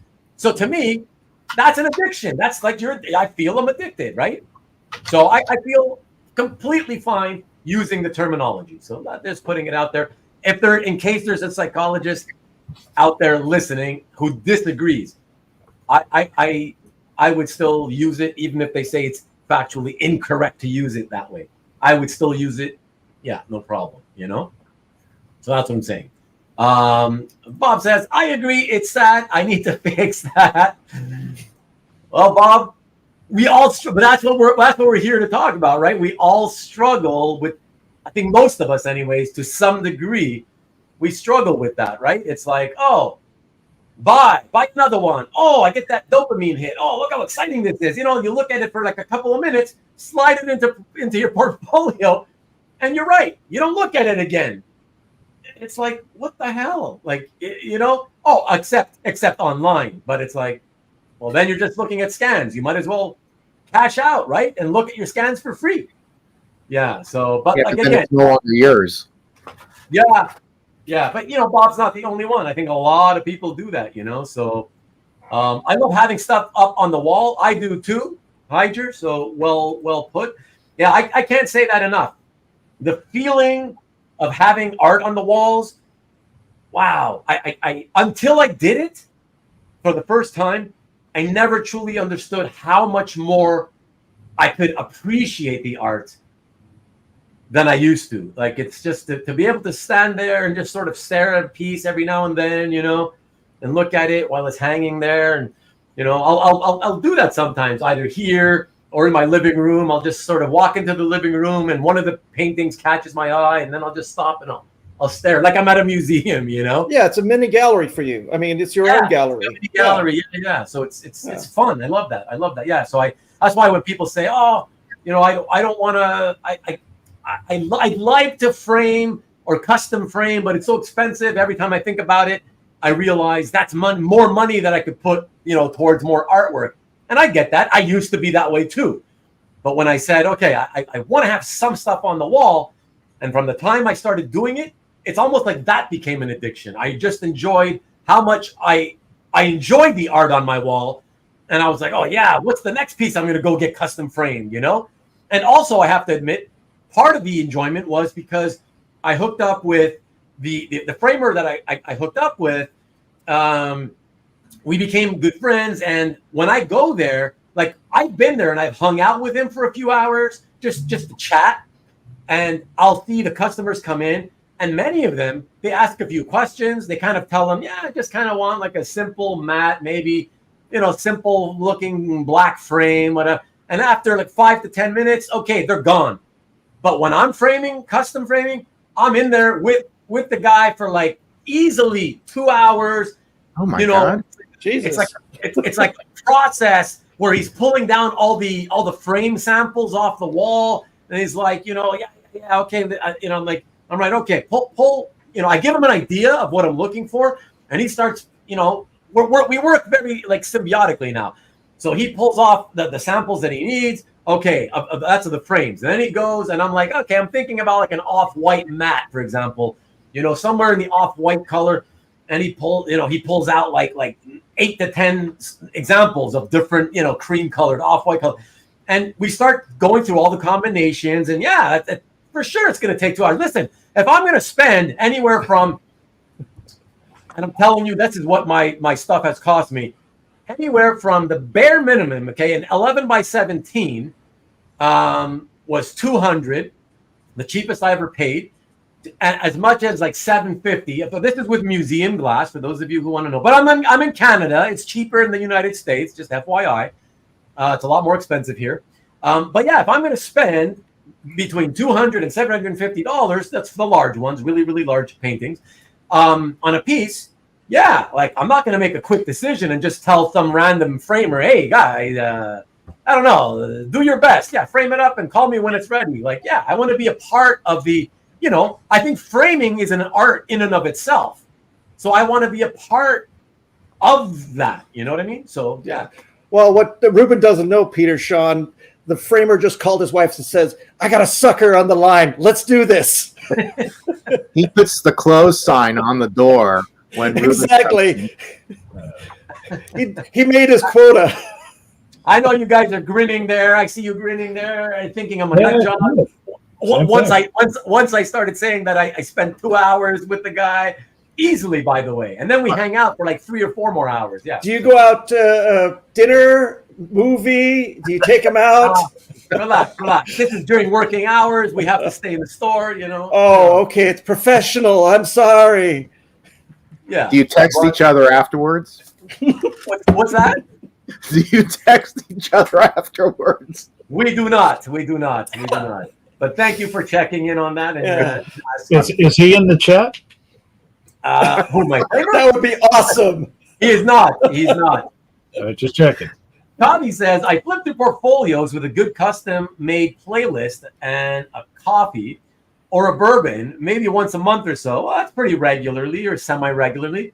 But I look at Cap a lot more in between. Yeah, that's fine, right? If you look at Cap every day, nothing wrong with that. I'm just saying, man, if you're not looking at your portfolios, your actual originals in your portfolios ever, right, or once a year or whatever, yeah, it's like, something's wrong with that. You got to rethink. Maybe you shouldn't be collecting. I don't know. That's all I'm saying. Carlito, what's up, man? I frame high-res prints. Yeah, okay, that's a whole other topic. I don't even want to get into that because I am anti that idea. Again, I say the same thing to that idea. You might as well get rid of your originals. You might as well, because otherwise, you're at this point you're just being an investor. You're gonna look at prints. What's the point? You might as well just look at scans online. That's how I feel. But yes, I do agree with the fact that when you do prints, you have that ability to rotate, because I'm assuming, Tom, you're using cheap sort of IKEA style framing, not custom framing. And if that's the case, I agree. You can swap in and out, whatever. But still, I would rather choose my favorites, some of my most beloved pieces, and stick with that. Today's topic, you keep listening. You've already been listening for like 10, 12 minutes, Carlos. So you know what the topic is. Artist editions make me feel good and give me a charge to work harder to afford pieces. Yeah, I mean, they're nice. It's cool, especially if you can afford that stuff, right? What else we got here before we continue? Calling my name, but I got to make clear. Okay, you're singing again. Can't say baby world be in a year. All right, so Mr. I had to cancel my final retirement tour. That's what you're quoting right now. I get it. Hey, your voices can't last forever. And Steven Tyler's voice hasn't been the greatest for a long time. What are you going to do? Because I'm afraid to hang up my art. Okay, interesting. Why are you afraid? I don't Probably understand. because fire. Okay. Pete Rose intervention hour. That's what it feels like. That's what it feels like. I felt like I was under the microscope there. Oh my goodness. I thought I was at Guantanamo or something. So Knights of Old, he's either a psychologist or he just wants to poke the bear. Compulsions are not addictions. What I'm telling you, Knights, is that like an addict, right? Whether it's drugs, alcohol or cigarettes or drugs, whatever. If you look at their behaviors, they get their fix, and then they can go a while without having it, right? You're not having it every second of the day or every minute of every hour. And then after a while, the addiction, for them, it's a physical addiction. It hits them and they need to do it again or need to get some more. So that's what I'm saying. I think all of us feel that way.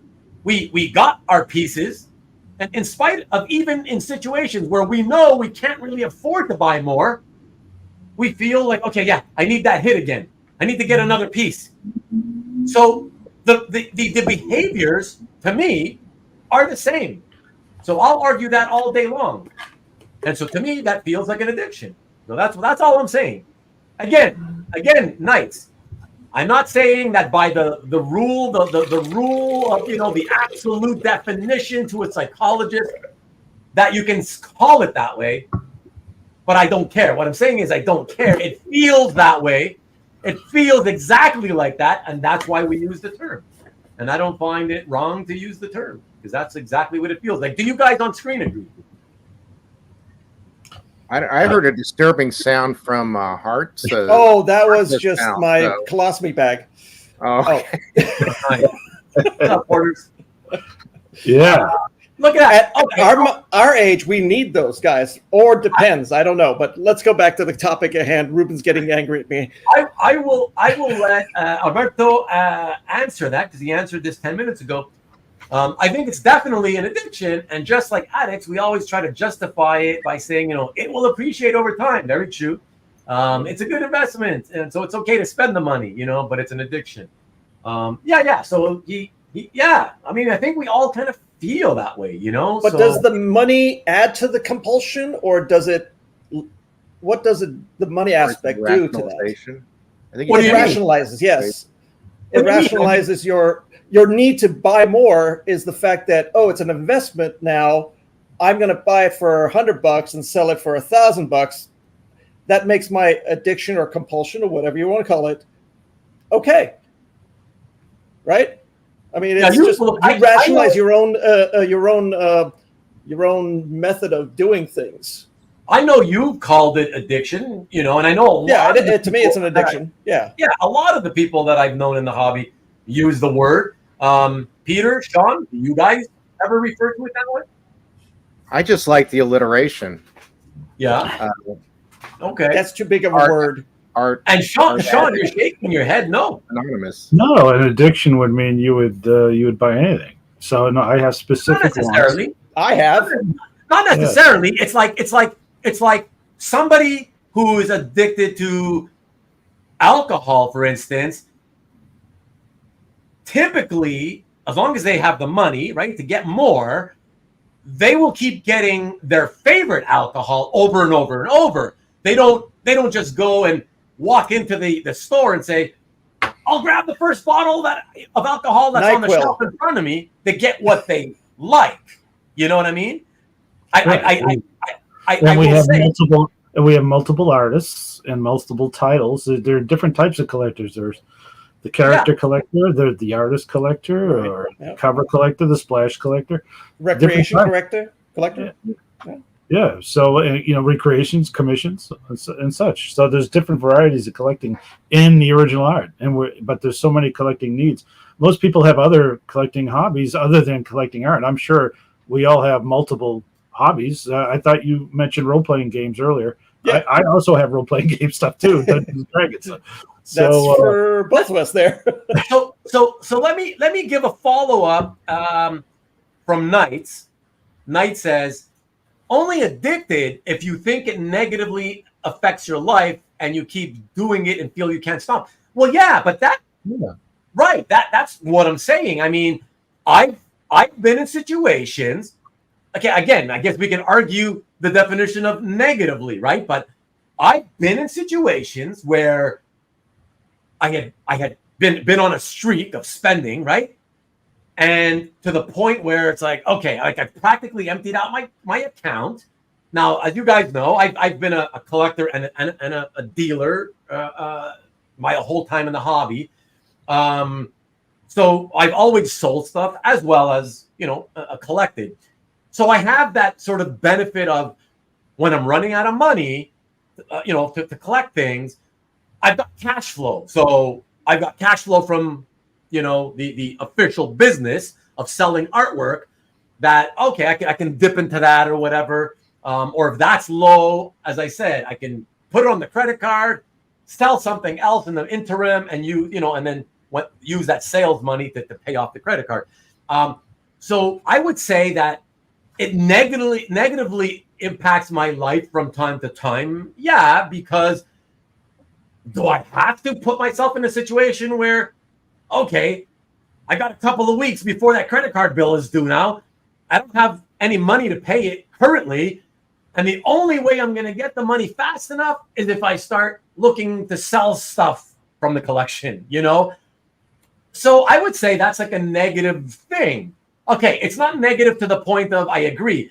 I'm never going to never have I, and never will I put myself in a situation where I'm negatively impacting my family, right? Like I will never do anything that where we would be, oh my God, what are we going to do for food today? Or how are we going to pay, the electricity or whatever? I would never, ever do. I've never done that, right? Okay, of course, I would never do that. But I still feel I put myself in situations many, many, many times over the decades that I would consider are negative situations where it's like, now what am I going to do now? I got to come up with money that I don't have to pay for this because I can't stop myself from buying more art all the time. So I would say that's negative, and therefore I do think that's an addiction, an addictive process, addictive feeling. So everybody, this is Ruben's origin story. Just so you know, we've covered that now. It's he's a hustler. Yeah, Shaun, go ahead. I wanted to. Okay, so somebody was saying the value of the art is your justification for the addiction. That was what somebody has claimed. I'm saying, right. I learned from a book that I listened to on tape 20 years ago called "The Millionaire Next Door." And the Millionaire Next Door had several books, but anyways, he was teaching you how to become, out of, debt free and such. And one of the keys is to invest in what you know. So if you know artwork, who better to invest in artwork than someone like us versus trying to buy Harley Davidsons or, Ford stock or Microsoft stock? I'd rather invest in an area that I'm pretty comfortable with knowing the value of versus something else I don't, because someone else is telling me this is where it should go. And so that's why I feel it's not a justification. It's basically a preference. Right. Shaun, is all comic art then art, or because there's, or So you have your investments, and then you have your things that you like, regardless of what the value is. okay. And so I think we all have some of those. Most people usually keep the investment stuff off of cap. Yeah. So Ruben disagrees with me. No. I wanted to give. I didn't want to interrupt you. I wanted to say no to the comment that I posted from Corey on the screen. That's all. He asked me when I go to my framer, does the framer ever get a word in? I'm just Only not as long card, as I'm please. talking, Corey. Or as Mike says, the framer goes, "Oh, this motherfucker again." Trust me, he's happy to see me. I give him good business over the years. So you notice that I only mention off-white, no color mats. No. I mean, that was just an example. I try to, as you know, Lee, I try to stay away from too much color. But actually, I got colored mats.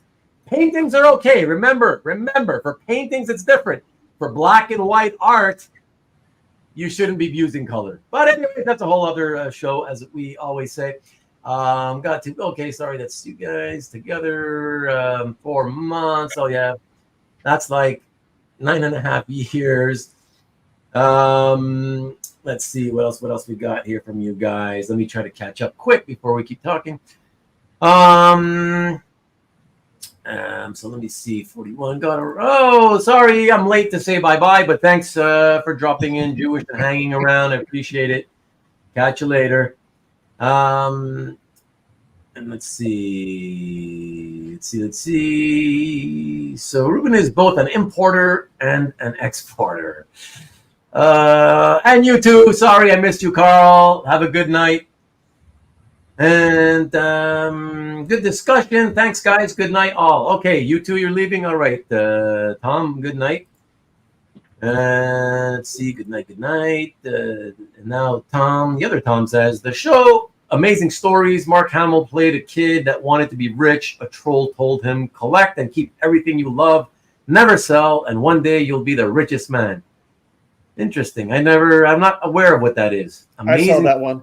Yeah. You know that one, yeah? Yeah, it's a amazing stories episode where he just keeps and hoards everything until one day somebody says all he has is all his stuff in his car, and somebody walks by and says, "How much for this?" And that kind of snowballs into him becoming a millionaire or close to it.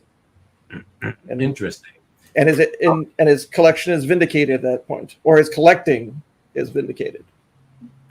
Kabi is asking, is there a psychology behind why a specific art style works for one collector and not another? For example, some people like pencil art only versus completed with inks. Is it just eye appeal, or is there a psychological element to it? I mean, we're not psychologists, obviously, so we couldn't really tell you with that. But I think, with the first question about, why one style works for one collector but not another. Why does, we all have working human eyes, or, unfortunately, some of the population don't have working eyes. And some of us have defective ones, which is why we use these things. All four of us. Yeah, really. But it's a good question, right? Yeah, I don't have the answer to that. Why does a certain style forget pencil only versus ink? What about just if it is penciled and ink in general? Yeah, Why does this pencil and ink combination look great to these set of people? And the same group of people over there will be like, oh, I hate that that artistic team. Right? Like, why can it look beautiful to some and ugly to the next? Like, I have no idea to that, honestly. Well, it's like abstract art to some people is garbage, whereas modern art is garbage to others, or they love it. You know, Gauguin, Matisse, you know, Raphaelites, it's all the same kind of thing. It's just whoever likes, it's how you were born. I mean, how you're brought up is a big thing. I mean, if you were in a family that you were influenced by pre-Raphaelites, your mom and dad loved that stuff, so they showed you it, and you kind of say, oh, this is great art. So that's how you like it. So I think if you translate it to comic books, it's the comic books that you collected and you said, oh, this was great art because you were a kid, and then that attachment forms for that style. You know, so yeah, no, I agree. Kavi, I don't know.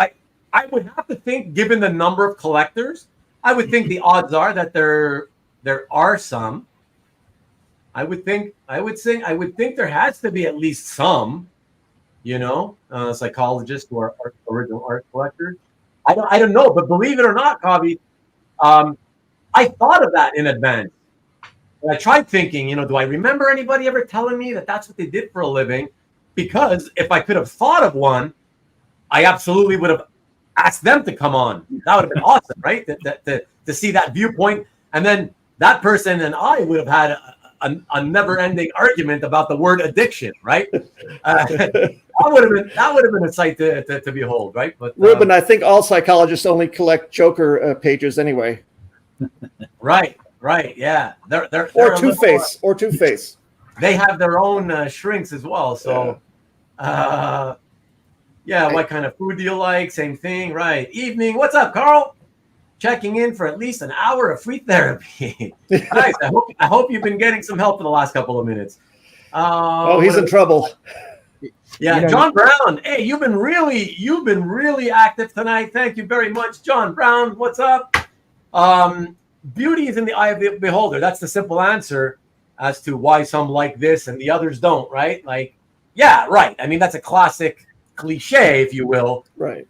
But I mean, it's kind of like Kavi says, right? You're asking the question, is there an actual answer to that? I mean, you know, if we had a psychologist in the room, I'm not even sure that they would be able to answer it, because a lot of what they may say is, you know, there's, you know, the human brain, the amazing thing about it is that it's eternally fascinating. We will never figure out every question we have about the human brain, right? There's no way to get all the answers that we want about it. And therefore, even if we had a psychologist, I believe that they would only be able to posit their theories, you know, that they've learned through going through medical school and, you know, on the job. Yeah, but it would be interesting, but we don't have one, you know. But let me see what else. Who else? Alberto says, I think our tastes evolve over time too. I hated Sienkiewicz growing up, and now I appreciate it a lot more. And a lot of people say that. Exactly. And yeah, Kavi's saying that's a great example. And I hear that happens to people with Kirby. That has always happened with Kirby. Absolutely. Right, yeah. And David, okay, we're coming late, but David says, so great comment, Shaun. Where finally our love for the medium, since we were little kids, finally pays off when it comes to collecting original art, is worthy of investing. Okay, got some syntax and issues with the grammatical structure of the sentence. Let me try to see if I can figure out what. Well, the great comment, Shaun, was fine. So finally, our love for the medium, since that we've had since we were little kids, I believe. Okay, it finally pays off with original art. I think because when you realize that the stuff has been going up in value, is that what you're trying to say, David? So. When you look at what you have and you feel like, oh well, you know, I can justify the money that I spent on this stuff because of you're feeling better about yourself that you did collect it because it's got value now. Right. Right. Or look how much value it has accrued over time. Right. This thing that I love is now worth is recognized as being valuable. Right. Hydra says, also, as mentioned about being chosen for CAF, group approval. For some. Covey says, I acknowledge the eye appeal factor. I'm not a scientist. I'll stop asking questions. Not good. It's all good, Covey. It's all good. It's all food for thought, right? Knock, who's there? Art collector. Art collector who? Fill in the blank. What? Yeah. Who's on first? I don't know. Comments and just hit the like button down below, please. Thank you. Appreciate it. How many times have you been picked? Okay, you're talking about the CAF pick. I can say 0. I'm not criticizing him, Nick. If I have trouble, reading the grammatical mistakes that I can't make sense of it, I gotta take a second look, second read. And I know you're just joking, so don't tell me you're just joking. Nostalgia. Art portfolios are what to others might be scrapbooks or photo albums. Yeah, except yeah, I guess so. Exactly. Except I know for me, hey, look, I can even prove it. For me, when it comes to photo albums, I don't suddenly digitize them and then look at them digitally on my computer all the time. I flip through my actual photo albums. Okay? So is that our next session? Is going to be looking through your photo albums, right? Not online, no.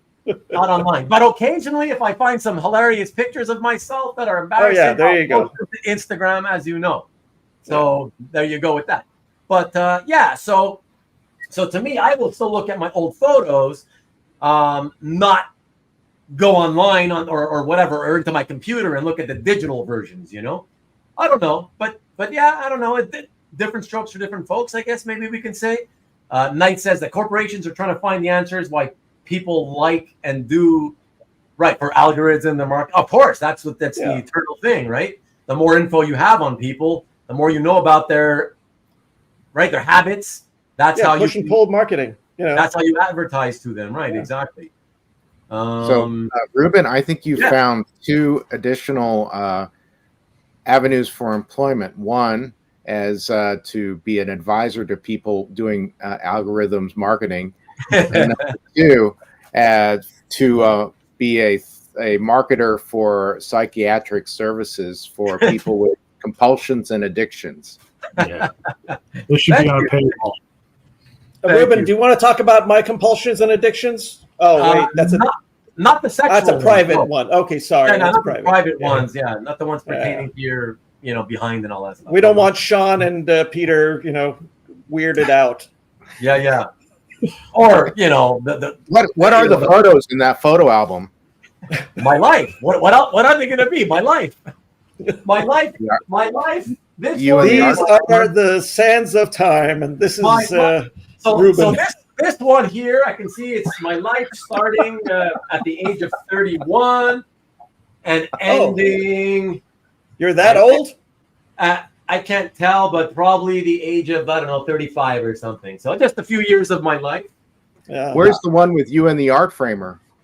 I that's a private one, Peter. That's a private one. Good. Thank you for reminding me.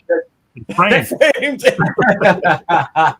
I appreciate the reminder though, because I do got to go see him in September. And Of course you do. And colonoscopy. I don't have a single picture. It all comes out now, guys. It's all here. I don't have the reason I don't have a single picture of he and I is because I don't have a phone, so I never even think I did. Let's take a picture, but I got to. He has a phone. Next time I go, I got to remember to ask him. Hey, pull out your phone. Let's take a picture. But anyways, my Instagram needs it. That's what it says. Ruben, sorry, he's got pictures. Don't worry. Yeah. Breaking for dinner. All right, have a good dinner, Lee. Addiction is a neuropsychological disorder characterized by a persistent and intense urge to engage in a behavior that produces natural reward despite substantial negative consequences. Excellent. So, according to the definition that right? According to the one that he has found online, what I said is it's valid, right? I think that's valid enough to say that some collectors can claim they are addicted to collecting, right? And this show is all about you being right. Right. So we're good. Well, I don't know about that, but wouldn't you guys agree? No, it's a despite negative consequences. No, I haven't seen any negative consequences. But despite substantial negative consequences. No, it's saying so that's to say that even though there may be substantial negative consequences happening, you still keep doing that behavior. That's what it says. That's like a scratch. You just have correct. to. That's the definition of addiction. I'm saying that most aren't. You're saying okay. I guess I get okay, Shaun. That's fair enough. I think I'll still use the word just to be clear, but I think what you're saying, Shaun, then correct me if I'm wrong, but I think what you're saying is that for you don't think I should use that terminology unless I was at the point where when I got into those situations where I was like, okay, let me just buy this piece, I'll put it on my credit card, and if it got to the point where, oh my gosh, now it's like I'm carrying a balance for the next several months, it's accumulating, I'm paying interest up the wazoo, right? That kind of stuff. Then maybe you would say, okay, now it's negative enough. You could say you're addicted. Maybe that's what you're saying. Yeah, because you disregard the consequences, you would keep doing it anyways. Right. So that would be the addiction. Right. But you stop yourself. And Okay. I'm saying that, and you're able to stop yourself, and you recognize the problem. Right. But not with his framer. If searching for Mike Grell art is a disorder, then lock my ass away. Oh boy. John Sable forever, guys. So to some, collecting may encroach on addiction, but only if it fits that definition, I guess. I guess most don't. I mean, look, by the letter of the law, I even admitted at the beginning when I said it, it probably wouldn't fit by the letter of the law, right? The actual definition. And like I admitted that a psychologist would probably tell us so. And I admitted that, but said I'd still use it because the word addicted and addiction, honestly, it just comes out. It comes to your mind and it comes out of your mouth typically much easier and quicker than compulsion. You know what I mean? So yes, that's probably what I mean more, but addicted. And it's not just me, by the way, FYI, Shaun, a lot of collectors use the word, you know? So just there we go. Okay, so all you guys go to OAX and do a panel on this. If they pay for our tickets, hell no. If they pay for the tickets, that's okay. We'll think about it. That's the problem with OAX and cons is for me is I may have I've been able to stay on the wagon. I'll see a piece of art that I want and then I fall right off. So cons for me are dangerous. Yeah. No, I understand that, and believe me, you're not alone. And look at Tom. I'm addicted to getting packages. If the FedEx, UPS, Postal Service, or any of them don't come for days, I get depressed. Yeah, trust me. A lot of collectors are like that. It's not just you, and that's why they go back online and look for the next thing they're gonna buy because they want to get it. They want to get packages. You know, if DHL comes, I get super high. Oh boy, the framer is the enabler. No, because I can control that way easier than buying more art, you know? If any of you here could sell your entire collection and get top fair market value, would you? Ooh, interesting question. Ooh, well, I would have to say, again, it's still not easy to answer. I want to say no, it's yes. not easy. I want to say yes, because that's the easy answer, but it's not easy because it also means like when you say, would you be able to sell your entire collection? But I mean, are you saying so that you get the top a fair market value and you get it sold all in one shot and with one check, here you go? I'd have to think Peter would have a breakdown. You know that. I'd have to think about it because I would say Peter would go. I would say I could sell like most of it. I'd say most of it. There's still some stuff I'd want to keep. You know, I wouldn't sell every. I would do the same. Yeah. I couldn't let go of Yeah. But that's a great question. That's a tough one to answer quickly. You know, I'd have to do some thinking on that, you know? Mhm. Stanley says, what's the psychology of doing something like collecting that most others don't understand? I don't know if it's that they don't understand. I just feel some of us are compulsed while others don't have that same compulsion. The reason why, I don't know. I can't answer that. I have no idea. Let me take that a step further, guys. What do you guys think? And I brought this up in conversation before. What do you guys think about the question of why is it that in terms of collecting, why is it that it's primarily by a high majority the male species that tends to feel compulsed to collect things, but not so much the female species? Ooh, I don't think that's the case, Ruben. No, My wife collects shoes. Come on. I've known women that collect shoes. You're talking just comic art. No. Most women with the shoes, they love to buy and have multiple pairs of shoes because they like that a different pair. They can pair it up with different sets of clothing. But most of them are not collecting shoes. It's not the same thing as collecting. No way. Well, there's fashionista collecting. And by the way, and I'm talking about like all the traditional, comic books, stamps, coins. We forgot to mention coins. That's stamps and coins were the two most, for ages, they were the two most popular collectibles.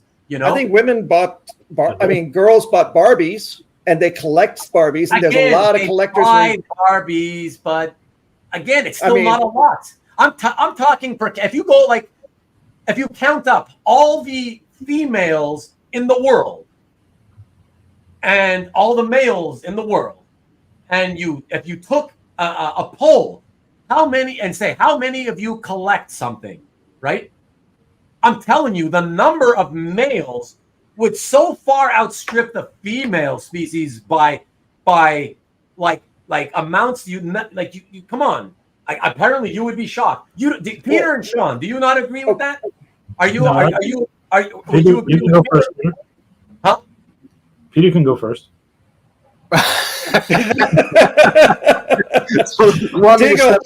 Dig your hole. Okay. I think it's an interesting question. I've never thought about it. I thought about it only in terms of the male. How many? There's such a male presence in comic art collecting versus female, but I don't know. I mean, it's sort of interesting. Like you say, the shopping thing is something different. There are people that collect purses, for example, women who collect purses or collect jewelry, right? So I don't know if there are other or maybe they collect certain types of maybe Christmas ornaments or holiday ornaments or some sort of thing. But I get the feeling that, Ruben, you're probably on the right track.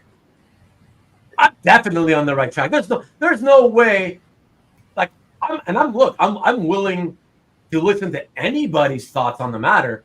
But if anybody says no, I would flat out say you're wrong, and I'll stick to that. Well, you're talking about the number value, right? It's more male-oriented for collecting than female-oriented, right?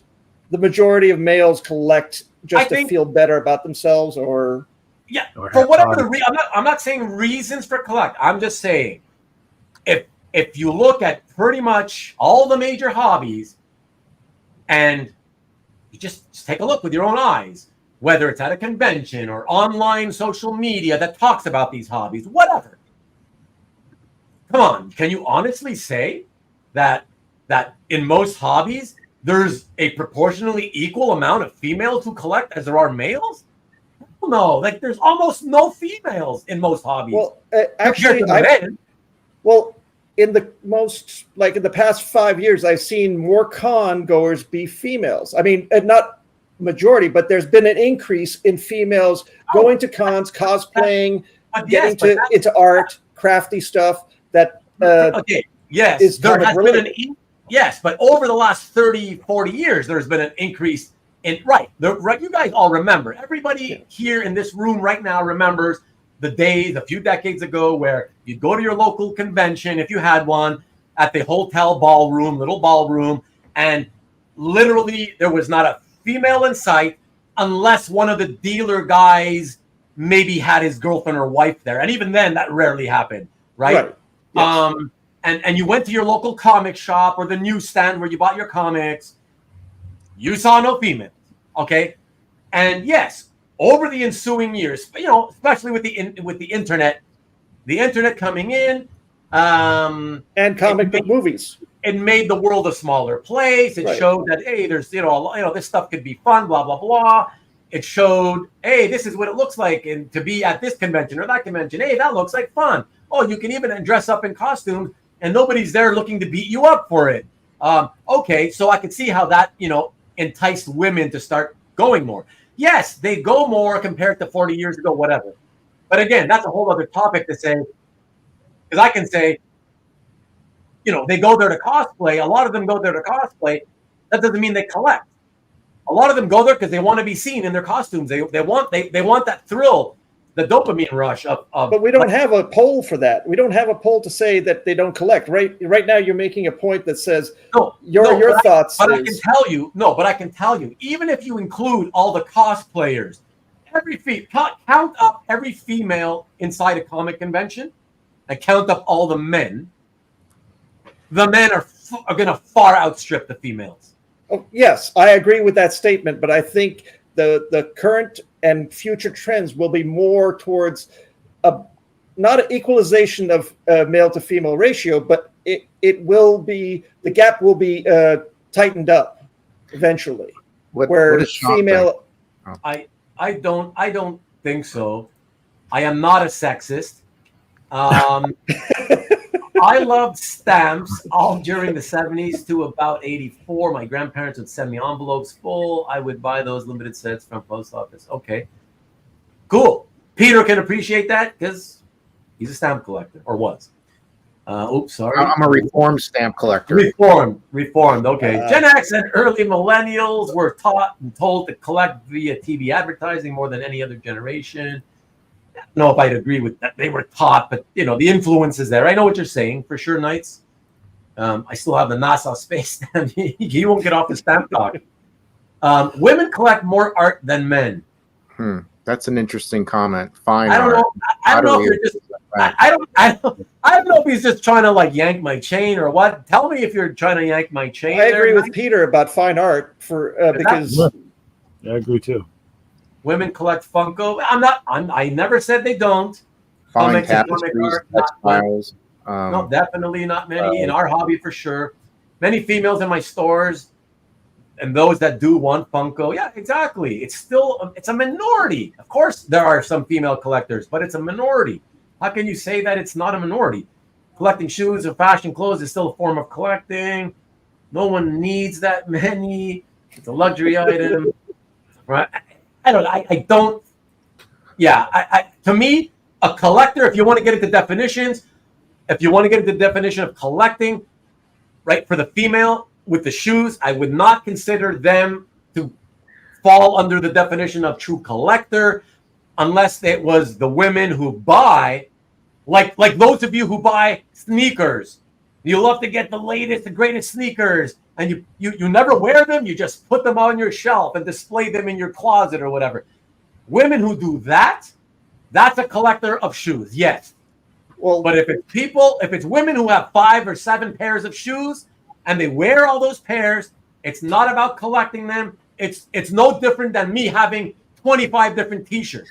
I don't want to wear the same one, so I get 25 different T-shirts. It doesn't mean I'm collecting T-shirts. I'm not a T-shirt. So what am I? I'm not a collector of comic books anymore, but I read comic books, just trades. So I don't collect comic books per se. Yeah, I just so read them. Yeah, I'm a reader. So you don't throw away your books, just like people who read books, novels.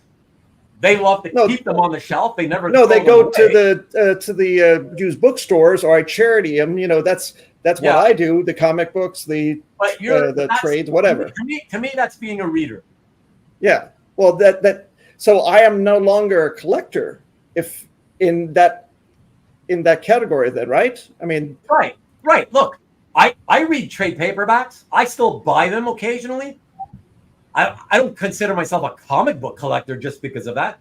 I buy them strictly because I'm curious to read the story. Once in a while, I want to read a comic book, so I'll buy a trade paperback. That doesn't make me a comic book collector just because I don't throw it away. Mhm. Right? I'm just a reader. That's it. So I'm not a art collector anymore either, because I'm actually going to that end number, right? Because at that point I'm a Well, you're on your way to you're currently on your way to stop collecting. As long as you right, do eventually exactly. So stop I am buying. but I will still have a collection per se, right? So am I a collector still at that point? Because fine art, you have a collection in your house. You have paintings of David Park or Matisse or whoever it is that you collect, but you don't collect anymore. So they consider that still a collector because you have a collection to show. So, but for me, I don't see myself to be any more a collector. We're that kind of gets us off the yeah, I understand. It's just I made a simple comment. I don't see how anybody could disagree with that, especially you guys in this hobby. I don't know how you could possibly say that there are that women in general, just by looking at your own hobby, whatever hobbies you collect in, you should be able to see that there are almost no women in it compared to men. I don't see how that's arguable. I don't think that's arguable. My desire is to see more women in any kind of hobby. Right? Of course it is. I mean, it's I wish to see more comic art. Nothing more than to see. I would love nothing more than to see one female collector for every male collector or more. I would love that. Everybody would love that. But I'm saying nowhere near that. It's nowhere near that. Marcus, he proves my point with this comment. What's that? Have you guys never heard of Brooke Margaret or Swimmer's Girl? Swimmer's Girl is Monica, so I certainly know who she is, and I know Margaret. I've never heard of Brooke, but that's my point, Marcus. Oh, Margaret, yes, I know. Yeah. Whoop-de-doo, and you're forgetting Karen. So whoop-de-doo. Four females. Then there's a couple more, Jill, and Kat. So I can maybe name 8 of them. Whatever. The point is, I can name probably 200 collectors of males. Like, you know what I mean? Like, come on. Yeah, I get your point. So your point is made. You are correct in your assessment that this is a male-dominated hobby. That's a case in point. Most hobbies. Most male-oriented hobbies. Is shoe collecting a male-oriented hobby? I'm a minority. I have 14 pairs of shoes. Am I a collector or am I just a hoarder? No. So if you're keeping them mint condition in your closet, then you're a collector. If you wear them because you like to have different looks of shoes with the different outfits you wear, then you're just like fashion. But a collector enjoys his collection or her collection, and I enjoy my shoes. I don't care about it. My red shoes don't have to match my pink shirt or my orange shirt or whatever that I'm wearing. It's just for my enjoyment. I have that red shoe, and I'm busting a move. Look, Tommy's trying to get us back on track. He's right. Let us get back on track. Okay, all right. Otherwise, stop talking about my shoes. I got you. Yeah. No high heels, just in case you're wondering, Shaun. I know you were looking there. Shaun, did you have something else that you had wanted a topic that you wanted us to cover and talk about, or should we go to this? Yeah, anything that you wanted to bring up that we haven't even brought up yet at all? Anything? Well, just in terms of how you find the items that you collect, and just how the process. You find? Yeah, just the process of obtaining and deciding this is an item that you want. Is it just an emotional attachment, or is it an impulse, or what makes you tick in what you collect, and why? Peter, you want to go with that one? I know you're itching at that one. I don't have any legs left, you know. We're gonna cut them off eventually, but keep going, Peter. Well, Hart, you go at first. I'll give you the honor. Well, what makes me collect? Is that what you're saying, Shaun? Oh, what made you collect? Since you're saying What you made me collect? First and foremost, nostalgia. My inner child, right? I feel safe when I was reading comic books. It was about escapism. It was about the fact that, there were these human beings that have better abilities, were smarter, that they could do all the things that I only dreamed about, right? So that's what comics is. It's just an escape. So when I had that, that's what pushed me to collect comics and then move over to comic art, because comics got boring after a while, and we all have that same series of events for all comic art collectors. When you say boring, though, is it because you were seeing the same comics over and over again? There wasn't any. I think it was. I'll cite a little bit of an example. I remember when there were like 2 X-Men titles, but then it became 4, 6, 12, whatever, and then all these crossovers happened, and it just became more and more convoluted, and there were different timelines, and I just didn't want to collect or read them. And it's just like when Crisis on Infinite Earth happened, and it just smushed everything back together. And I think that was the best thing that DC did for their time. But when I just had too many X-Men to collect, and remember, we don't all have a lot of money, or to go to the comic book shop and buy 4 to 5 different X-Men titles, as well as a Punisher, as well as a Superman, as well as a Batman issue, so forth. So does that answer your question? Yeah, and do you feel that the oversaturation of the titles made you want to just drop them all? Yes, actually, I did. Eventually, I dropped my whole subscription with the comic book shop that I was with, and it was just what happened is I just walked in to a new shop and started collecting from that shop, a few issues here, nothing, and that shop actually had the first comic book art that I eventually purchased after a lot of, pleading and begging to the comic shop owner to sell me his Kerry Gamble, what was it, pages. Was it? It was a Marvel 2-in-1 or Marvel. It was a Spider-Man and Human Torch issue, which I sold a long time ago. It was 2 pages, but my simple answer is I think for most people, I think a lot of it has to do with recapturing some part of your youth, probably because you felt, those were the best times of your life, right? Your memory, Yeah. For a lot of us, those are the memory. That was the time in life when, I guess, life was simple. No, this was life before responsibilities. That whole thing, and so it was a lot more fun. And you want to, these are like collectibles are almost like snapshots, photographs of your past. Reminding you of your youth. And so I think for a lot of us, it's filling those holes of your youth, because you can't physically, in reality, go back to those days.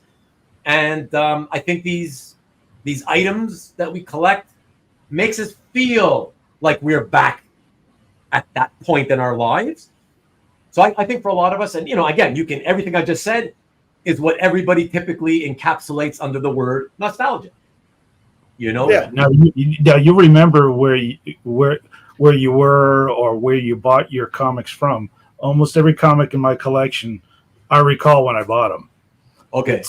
And what I was doing at the time or whatever. So is that what you mean by trying to go back in time, and you think that memory comes back every time you see that issue? Myself personally, most, like in my early years, most of the comics, for example, I was buying from the same store.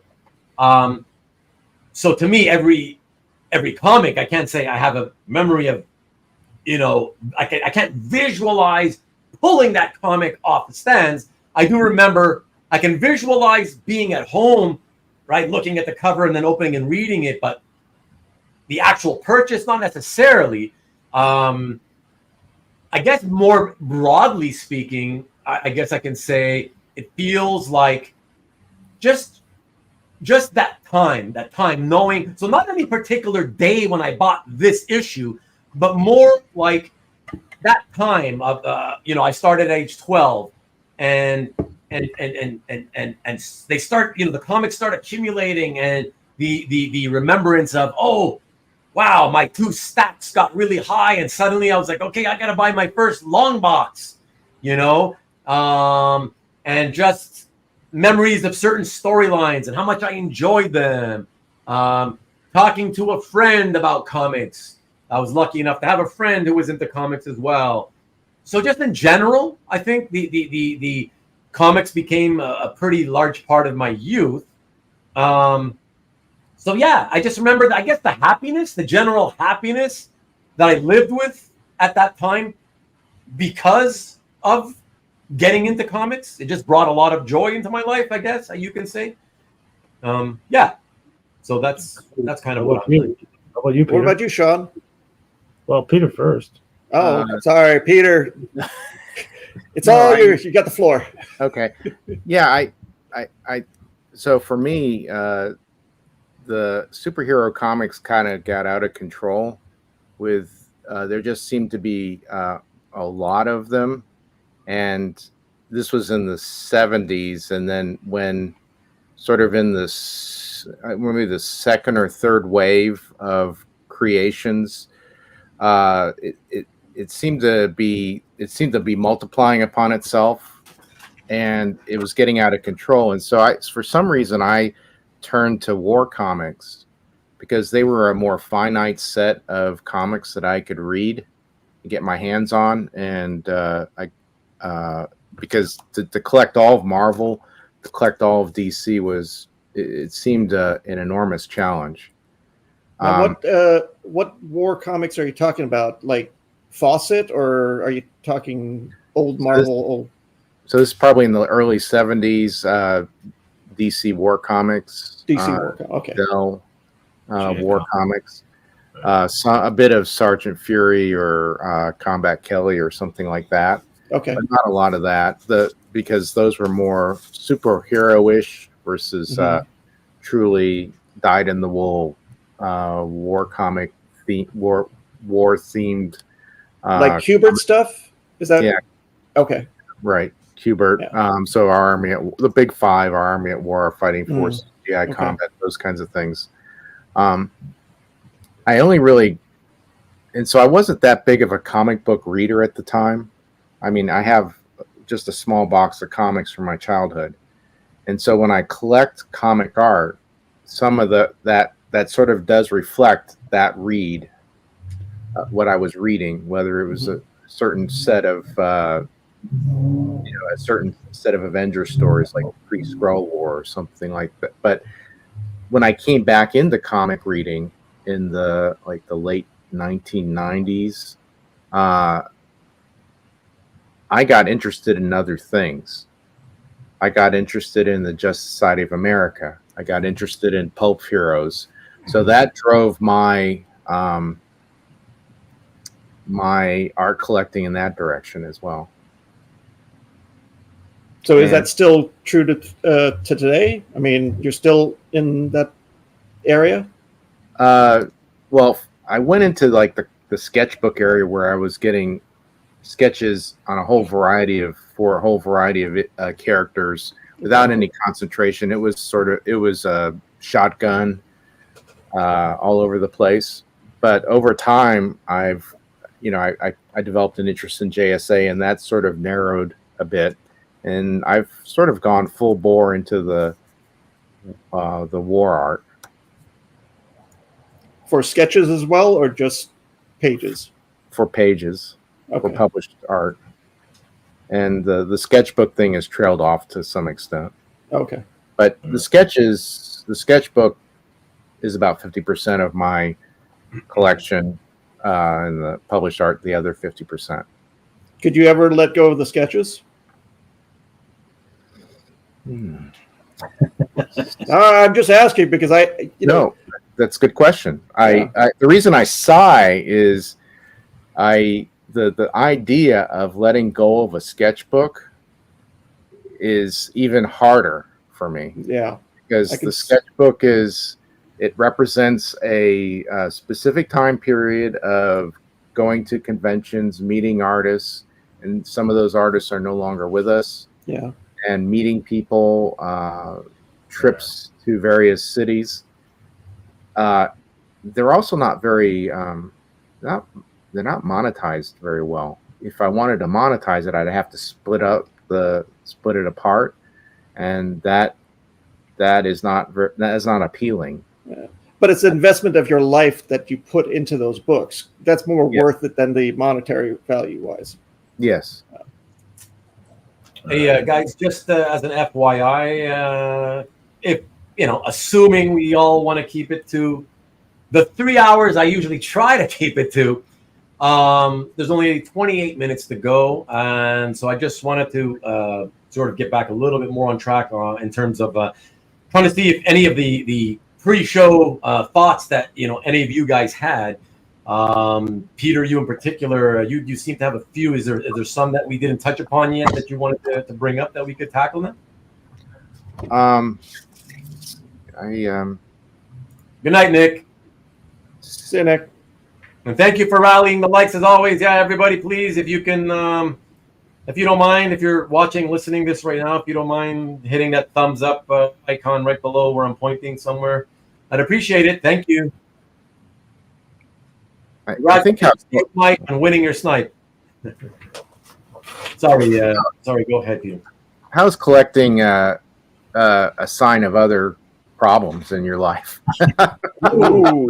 But hold on though. That's a problem, right? Assumption. Yeah. That's a heavy assumption. Is it a sign of problems in your life? Yes. Is it? And if so, what kind of problem are you? What kind of relief are you getting by collecting comic art? And is it just multiplying your problem? Well, it's like what Shaun said about the reason why he enjoys collecting, right, Shaun? It's your what was your words? My childhood memories. Yeah. No. It's the fact that you were an escape or something like that, or you mentioned. Yes, correct. Get away from your problems. Yeah. Getting away. I mean, for him, it's that. So It's I don't happy. think. Yeah, it's a happy place, right?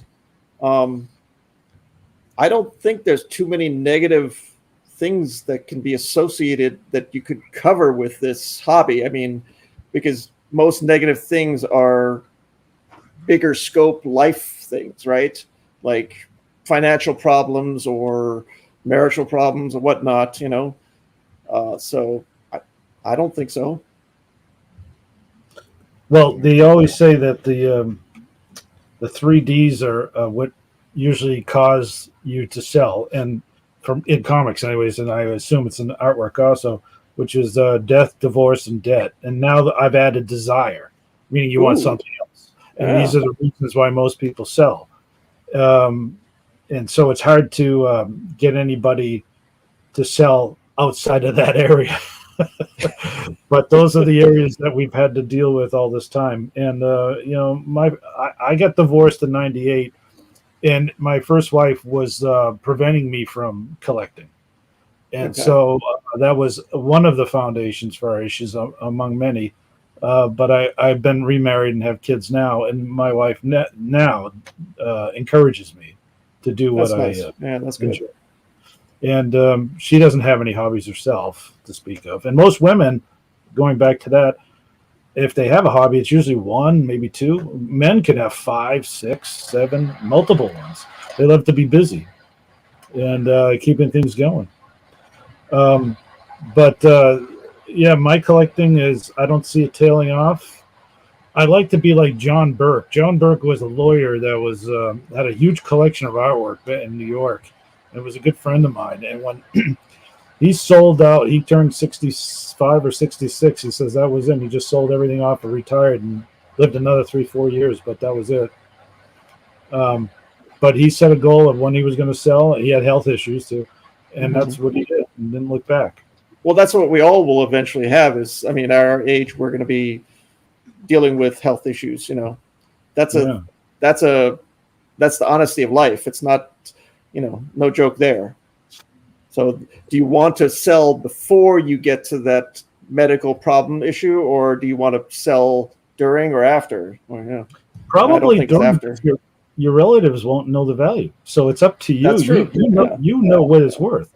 I've left a lot of receipts and a lot of notes, and a lot of my research because I want it easy for her to find in case something does happen to me. She'll at least know how much I spent on stuff. So that's in a box. I'm not bragging about what I spend on an item. Yeah. Then she'll get a little upset. She'll have a heart attack and she'll be like, "Oh my God, what are you doing? Shaun, what you do to me?" Death and divorce might come early. Yeah. So my wife has been okay with that part. The only part she doesn't like is the amount of space it takes. And so I've been thinning down. I'll give you, if you don't mind me going on a tangent here. About 15 years ago, about 2007, 2008, I decided to collect in certain areas to see what would gain the most profit over a period of time. And if I didn't see any realization on return on my investment within 10 years, I would get rid of it. So I was buying coins, not stamps, cards, magazines, pulps, art, even gaming systems, Dungeons and Dragons, video games, movies, all that. So around 5-6 years ago, I reevaluated and said, you know what? None of this has moved. In fact, like Star Wars memorabilia went down, stuff like that. And I just started and I just kept all the things that I thought would still keep appreciated. Dungeons and Dragons was one of them. So I still have that. Well, so do I, but now everybody wants to play Dungeons and Dragons. Yeah, good. I'm happy with that. Yeah.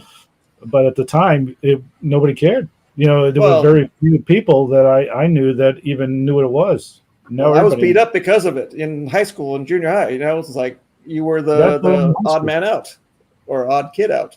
I haven't played it since I was 18.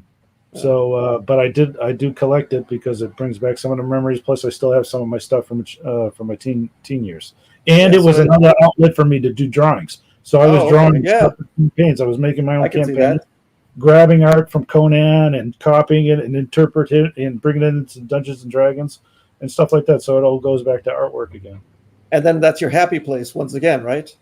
Yeah, I wanted to become an artist. I mentioned this in Ruben's last interview with me. I remember I went into drafting and engineering where the money was. And I thought, down the road, I could always go back to drawing, but I never did. Yeah. Do you think that a nice comment here, just real quick? Sorry, Peter. Just wanted to say, live your life as you like, and if you need to sell because of health issues, then at least it's nice to know that you can monetarily benefit. Yes. Yeah, go ahead, Peter. Well, one would hope. That's how you're approaching it too, Shaun, right? Yeah, of course. Yeah. If I thankfully I don't go into debt on my collecting. I only spend in fact, some of my ways of getting things cheaper is to do time payments when I could actually pay outright. But them thinking time payments, he doesn't have enough money, so I gotta. You spilled the beans. Come on, man. Yeah. Hopefully nobody's gonna watch this. Oh, nobody does. This is Ruben's show. Well, anyway, don't correct my spelling. Okay. Yeah. And you're with a W, right, Shaun? Yeah, that's right. And SEA. Yeah, SEA. Hey, Hart. Yes, sorry, sir. Peter. No. Peter, go ahead. Oh, okay. I forgot. I lost my train of thought after that. Sorry, Peter. Is there anything else on your notes that you wanted to bring up? Oh, I remember. Is there something that Shaun mentioned that he was an aspiring artist? I something that drives my collecting is admiration for the artist, Yeah, absolutely. admiration for the skill that they have, and not just admiration, kind of wonder that, oh, they can do this. How do they do this? This is look at incredible. Ruben's Grummet. Ruben loves Grummet, right? Yeah, but it's not because oh, I'm so blown away. How does he do this? Like he's saying, right? I've got my reasons, but it's not that reason, you know. What's but your reason? I'm sorry, because we're not talking about that right now. Oh, okay. Stay on All track. right. Continue, Peter, please. Forgive Hart, and yes. I am just devil's advocate here. Okay. So Kubert is a prime example. I am blown away by his art, and if I could own more Kubert art, I would love to own more Kubert art. And yes, it is mostly in the war era. Hey, I only collect war comic art. No, but because it is, you get a real good appreciation for his stuff through the war comics, and then as you see other stuff that he did, some of his later graphic novels, his Hawkman art, right? It's just, you get an amazing appreciation, and makes you want to, for historical reasons, for admiration that you love his art, that you want to collect more. And so I recently went through that period of collecting quite a bit of, or a good amount of Kubert art. And so that drove a bit of my collecting.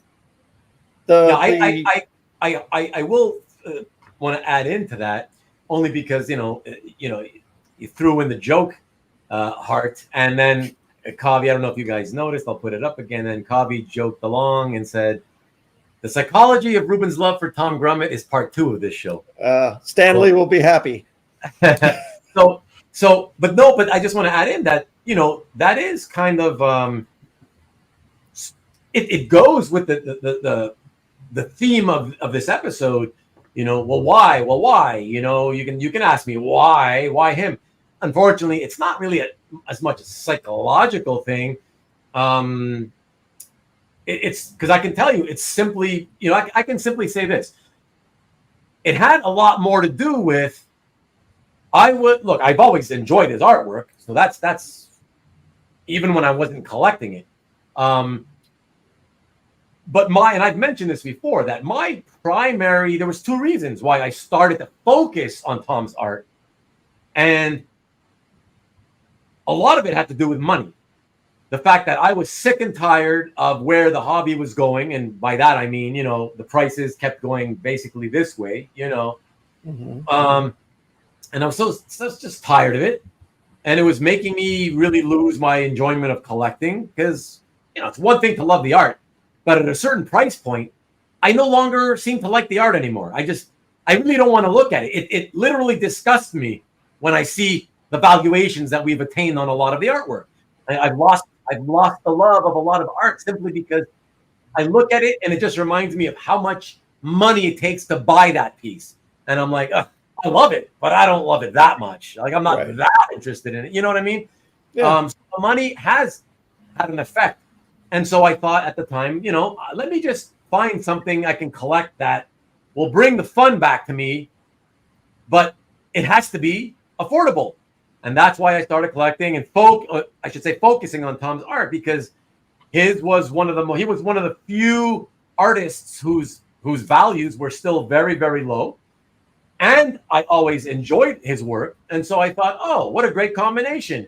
I can focus a collection on an artist whose work I love, but at the same time, very importantly, is still cheap. And I don't feel like, I can finally buy stuff where every time I buy a piece, I feel not only do I love the artwork itself, but I love that feeling of, wow, I only spent $125.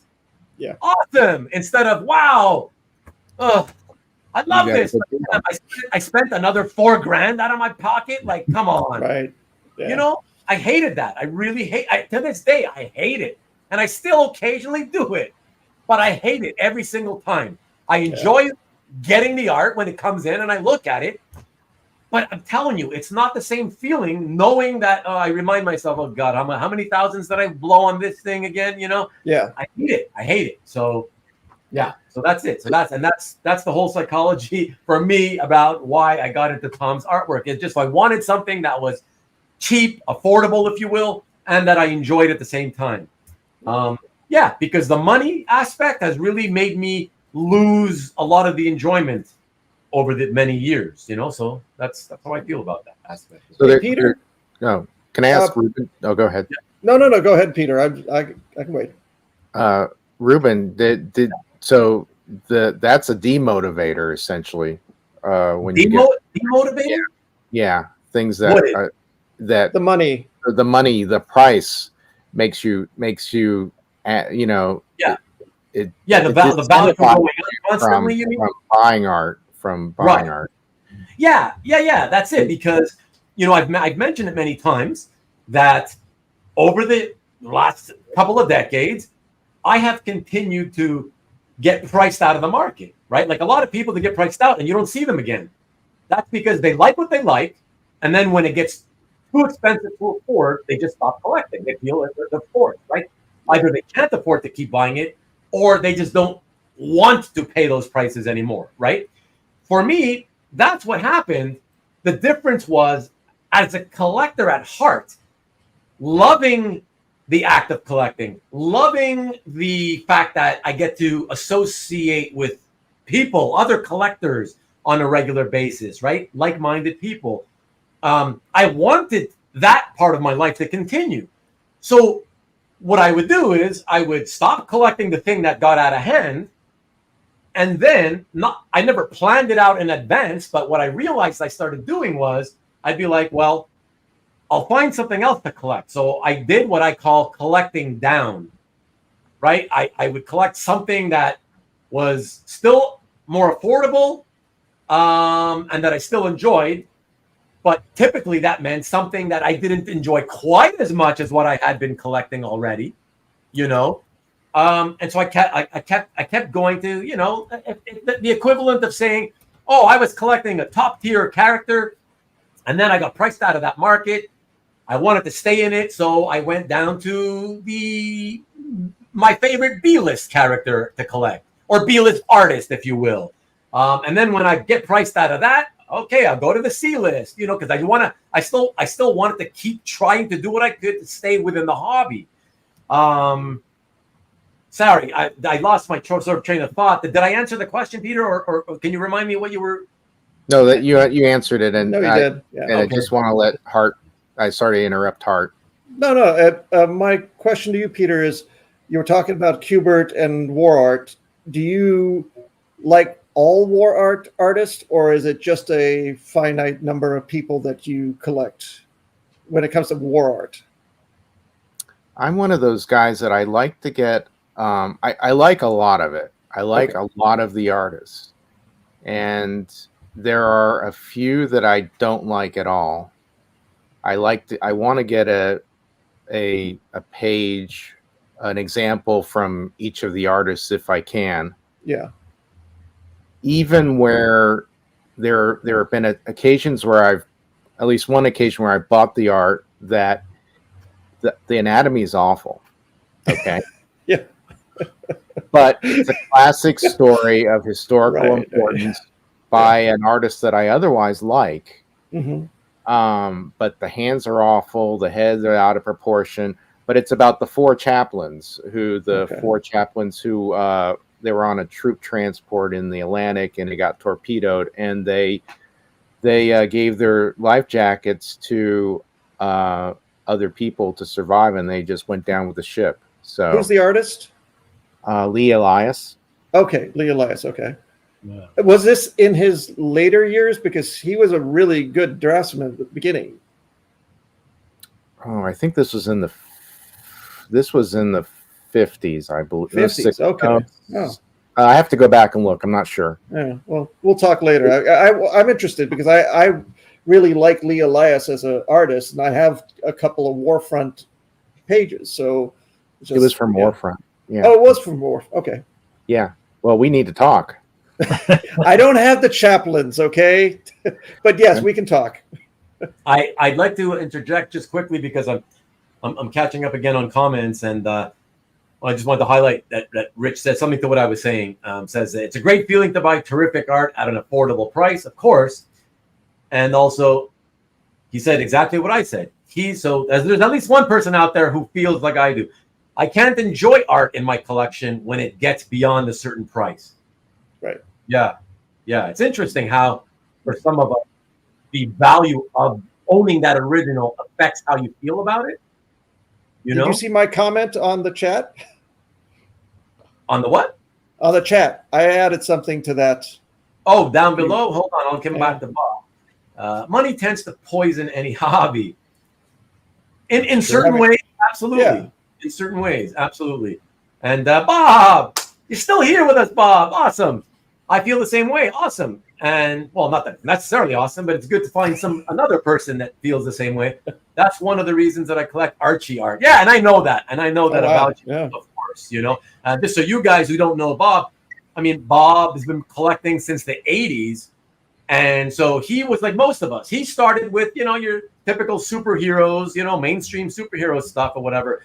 But to look at his gallery, if you look at his gallery, and if you want to look at it, it's under his name, Bob Kaufman. You would never, ever think he had once been that guy. Because in his gallery, you will see, for the most part, Archie and Bob. How do you refer? Under what umbrella do we call things like neat stuff and hate? Those types of independent comics, Love and Rockets, I guess. Yeah, those types of independents. Sorry, Shaun? Underground. That's not quite underground, but I also have always kind of thought of it as underground, but it's eclectic. It's not quite underground, but yeah. But that's what he collects. But the point being that Bob switched over the years because he also got priced out. He sold off his superhero stuff and ultimately wanted to keep collecting. And okay, what else do I like? Let me find something that's affordable. I still like it and it's affordable. He buys a lot of Archie art, and but what's interesting? In doing so, Bob has become quite I'll put it in quotations because I don't know how you legitimately give somebody a title, but he's become quite the expert in Archie art in terms of oftentimes Archie art was not credited, right? The artists often were not credited. But just from looking at it a lot, looking at the stuff that has been credited, right, using credited examples, looking at a lot of it over and over and over the years, he's gotten really, really good at identifying who probably did this, who probably did that, on a lot of that unidentified stuff. He and another friend of ours, Jeff Singh, who will be my guest next week, by the way, they're working on possibly putting together some sort of a book, like a reference type book, on to show people how you identify the different Archie artists, So his getting priced out of the hobby over and over and over, and doing what I did and collecting down, led to him ultimately collecting a type of art that he enjoys, that it's affordable, and at the same time got him so interested in it that it sort of developed a side project, right? Where he's kind of become a historian of it, of sorts, and he's become a bit of an expert on the artists, and hopefully he can, ultimately teach other people in the hobby about that stuff. So I find that really, really cool, and that's kind of a fun thing that happened for him, Grumman is undervalued, and New Teen Times pages should have gone for way more. I don't know about that, but money tends to. Oh, sorry, that's the one from before. Stop collecting Wolverine, started collecting Stiltman. That's pretty much it. I mean, that's what I did. Downgrading allows you to still own something without feeling the need to track values as regularly, perhaps, and which is, of course, what I highlighted earlier. And it's kind of like that, There you go. That's why I said, war art more affordable. But if you're not stuck on Kubert and Heath, then it's definitely very affordable, which is really, really cool, Rick Welch says Lee Elias is a cat. I don't know. What's that supposed to mean? No, Black he cat. has the black cat. Oh, Yeah. black cat. Okay, right. Yeah. Yeah, indie art. Yeah, okay. I just thought there was maybe another word to sort of, describe that. Indie art, Panther yeah. Alternative, yeah, maybe that's a good one. I like that. Like alternative indie art type art. Yeah, I like that, Rick. Thank you. Indie, to that point, a lot of pieces I've held on to the longest were ones that didn't skyrocket in price over the years. Interesting. Yeah. See, I guess that's what it is, Rich. You feel so uncomfortable, and tell me if I'm wrong. Some of the stuff you own, it gets to be so valuable, you feel uncomfortable maybe owning it, like because you're like, God, it's so much money tied up in that one piece. That's certainly how I ended up becoming, feeling about a lot of my stuff, and I did ultimately sell off what I used to collect, and I just used that money to buy what I'm currently collecting.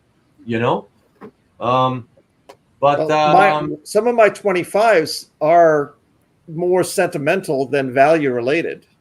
Some of your what? The 25 goals. The top 25? Yeah, some of the pages are going to be like, if value is like $200, $100, maybe even $50 to somebody else, but to me, priceless, right? Yeah, for sure. Kavi is asking, do I think that the price to enjoyment psychological hurdle for me is related to the fact that you've not only been a collector but a dealer? I don't know. I don't know that I've given it much thought. I'll say this.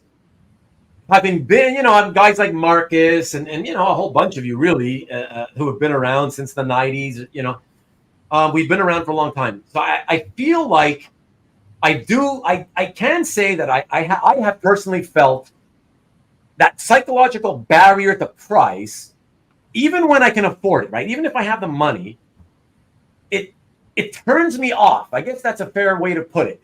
It turns me off to say, like, okay, well, this type of art that I was collecting in, 2004, right? And it was costing me, $250 a page. Okay, but today, on average, they're $3,000 a page.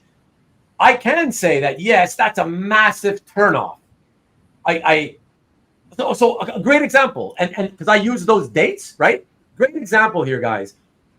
In 2004, I was still collecting, focusing my collecting on Incredible Hulk art, right? I was a character collector and trying to put together as great as possible a collection of the best covers and splashes from the Hulk, okay? And today, like, do I hate the Hulk? No. Do I collect the Hulk anymore? No. I haven't for 20 years. Is it because I hate him or I lost interest in the character? No. Still love him. Will always love him. Will I ever see myself going back and collecting Hulk pages or splashes or covers? No. I wouldn't even think twice about that. No. The answer is never. Why? Because it does turn me off to think that the same exact pages that were costing me $175 for an action page, okay, in 2004, do cost $3,000 today or $3,500 today. Can I afford to buy an occasional $3,500 page? Yeah. Do I want to? No. You know what I'm saying? So I know it's funny because we're not all the same, right? We don't all think the same way. And I know plenty of collectors who've been collecting as long as me or longer, right? Who have been collecting a certain type of art since, let's say, the 90s or early 2000s, right? When it was costing, say, a few $100 a page or less, right? And who today are still collecting even at thousands per page. So they just love it that much. The price apparently is not a barrier to entry for them. As long as they can afford it, they'll buy it. Obviously, they can't buy as many pages as they used to for the same money, right? But they still buy it and they still collect the same stuff, even though it has gone up by 30 times what it used to be 20 years ago, which is psychologically very interesting to me. Because I know that for me, I can't and I won't do it. I don't see, I like value for my money in all facets of life, by the way. Okay. I just always want to get value for my money whenever possible. And I guess sort of to answer your question, Kavi, I feel like because I was around in the times where a certain type of art was costing me $150 or $200 a page, and today costs $3,000, I don't see that as value. You know, I understand that it's supply and demand, and that's how it got there, but I just don't see that same page that used to be able to, you know, give me a certain level of enjoyment when I looked at it for $175. I feel I don't get 30 times the enjoyment that I got when it was $175. You understand what I'm saying? So that's the thing, guys. For me, I do equate the value of the piece to the value of how much enjoyment I get out of each piece, right? So in other words, I feel inside me that the ratio should be the same. And believe me, don't try to correct me. I know that it doesn't work that way. I understand that it doesn't work that way, right? I get that. But I'm just saying, when it comes to making that decision to spend the money, I just feel like, okay, it doesn't have to be 1-to-1 on the enjoyment to money ratio, right? But if it used to cost me, say, $150 20 years ago, okay, I feel like today a reasonable amount for that same page would be 500, right? Like three and a half times, something like that after 20 years. Not 20, 30, 40 times, because I think that's way too much money for the enjoyment. Because as I said, my enjoyment of that artwork that I used to have 20 years ago has not increased anymore. I don't find it's any better, or my enjoyment hasn't increased, not even by 0.5. So I just can't justify spending that much more money today for, you know, on the things that I used to buy back in the day. And that's just me. I don't know if there's other people like that. There probably is, but I don't know if it's a lot of people or if I'm in the minority. I have no clue. You know, Shaun, you keep buying, you keep paying big money for, you know, the classic stuff you want. And you used to pay a lot less, like relatively speaking, it was always pricey to buy George Perez, for example, right? Relatively speaking. But it's still a lot more today, but you'll still collect it, right? You'll still collect it because you still want it. So I get that. I get that, right? So, and I don't see anything wrong with that for you or anybody else who does it. All I'm just trying to say is somehow for me, it affects me. The value going up as much as it has, because I do get that everything goes up, especially with collectibles and over time inflation and all that. But I think it's more so than just it's gone up in price. I think it's more specifically the sheer levels of how high this stuff has gone up. That's what turns me off so much, that I just don't think it's worth it anymore. You know what I mean? So, and that's why I just collect down and collect. I keep continuously collecting cheaper and cheaper stuff. I still like the stuff, but yeah, today I'd rather buy something that I still like or still love it even, but I prefer to pay 500 or 300 or whatever, you know, rather than 5,000, 3,000, 10,000, you know.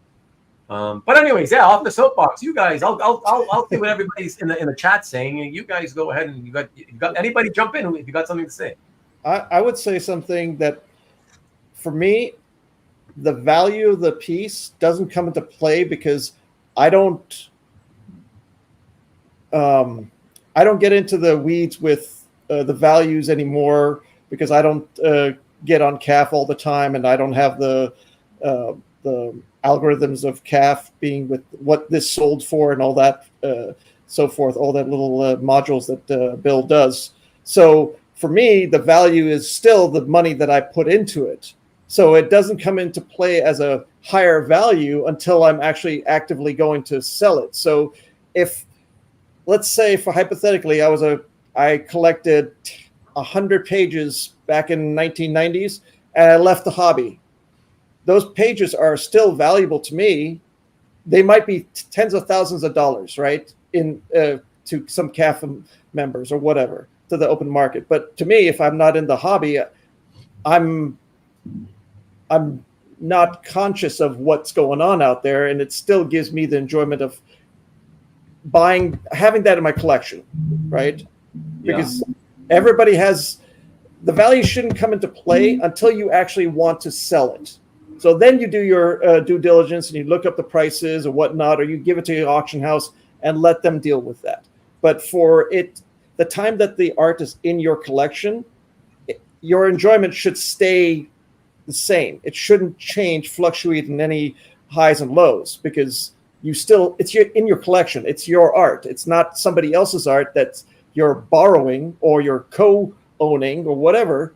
It's your art, and you can do whatever you feel like doing, right, with it. So I kind of feel differently when it comes to, I don't feel bad about my art being high priced. It's not high priced in my mind until I actually want to sell it. So while it's in the books right now, wherever it is, it's worth $100 or whatever I paid for it. Right. Guys, what do you think? Well, I agree with you on the valuation side.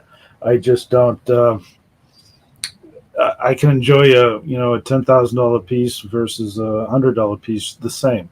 Yeah. To me, it's the enjoyment of the piece.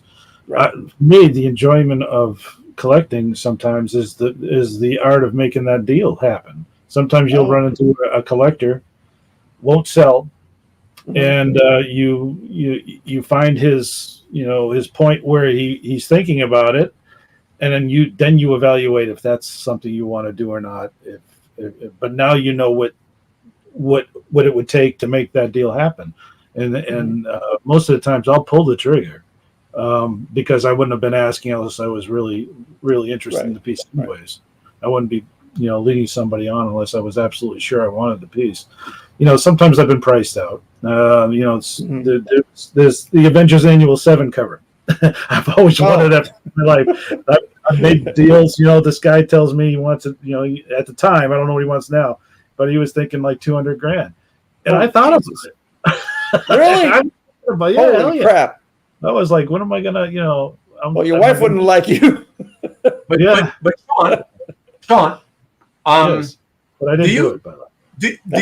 Do you have any, to any degree whatsoever, when you've been buying the pricier stuff over the last several years, right? The stuff that cost you $8,000, $10,000, whatever the case may be, that, the type of stuff that maybe used to cost you $1,000, whatever.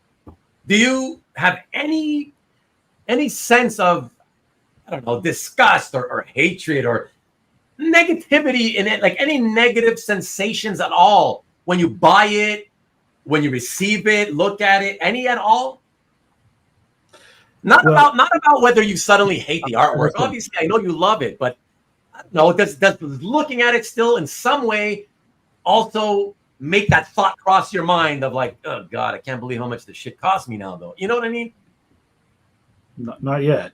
But wow. And the reason why is because if I was like cashing in my IRA or something like that, then I would probably have some issues with the mentality of how much something costs. But I'm using money I'm making from comics that I have paid very little into that are also worth a lot now. And so you're able to take an item that I know I say I paid $200 for some comic that I'm able to get $2,000 for, and I'm using that $2,000 to go buy that piece of artwork. In my mind, I'm still into it for $200. Make sense? So that's how I've been buying a lot of my major pieces, is by selling comics. Right. And I've been using that money and rolling it into artwork, and I'm still doing not a lot of collectors can do that, right? Because some of us don't have the collections that we used to. I mean, it's you great did that you do it. When you were buying, I would assume you did. Yeah, exactly. Yeah. Yeah, you're at that point now where you've run out, and I'm getting to that point too, by the way, of running out of comics to sell to go buy artwork, and then I'll probably have some issues.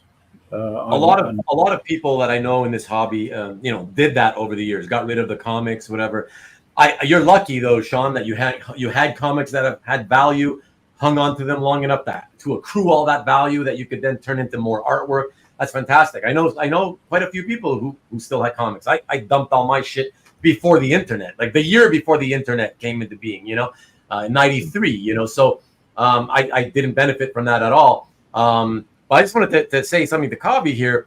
It says, okay, so you buy a page in the 90s for 50, then you flip it in the 2000s for 500, but it's for 4K today.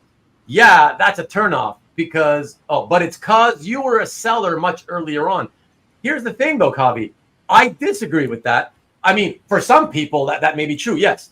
I'm saying for me, disagree was the wrong word. For me, that is not what happens. I actually have no regret whatsoever. It doesn't bother me at all when I think back to all the pieces I used to own that were in my dealer inventory, quote unquote. And I think, I went through this and I went through that, and wow, I sold that for $175. I just saw a guy spend $5,500 or $6,500 on it or whatever. I find that interesting, but it doesn't bother me at all. Interestingly enough, I don't feel any weird, like, oh God, I can't believe. No, because I think it's probably because simply at the, you're dealing. So you're buying, you got to turn it over, you sell it, and it's worth whatever it's worth at the time that it's worth that money. So for me, no, that doesn't bother me to see old stuff like that. Even stuff from my collection, though, I have to say it doesn't, I don't feel like that pangs of regret when I see stuff. I find it interesting every now and then, quite often I'll see stuff that was either from my collection or my dealer inventory, and I'll see it at auction. I'll see it sell for like crazy amounts of money, like literally many, many, many thousands for stuff that like literally I may have sold it off for $150 to $250 or whatever, because nobody cared about that stuff at the time. But it's cool. It's just interesting to see how much this stuff has gone up, but it doesn't bother me. So that's not really part of my lack of enjoyment and wanting to pay up for art anymore, So that's it. And you don't have to shut up. It's all, you've been awesome tonight. You brought up some good points. I love it, man. So don't worry about that. I wanted to add something. So one thing that came to mind, the reason why some people collect could be to be associated with a particular artist or a character. Like you were talking about, you were collecting Hulk, right? Was that your primary guy that you were going after, or was that one of yours? When I was just collecting Hulk, it was Hulk. It was like my like I said, the specifics were I wanted to get what in my eyes were my favorite covers and splashes of all time of the Hulk. Was there any desire for you to be associated as the Hulk guy, or that didn't come into play? Okay. No.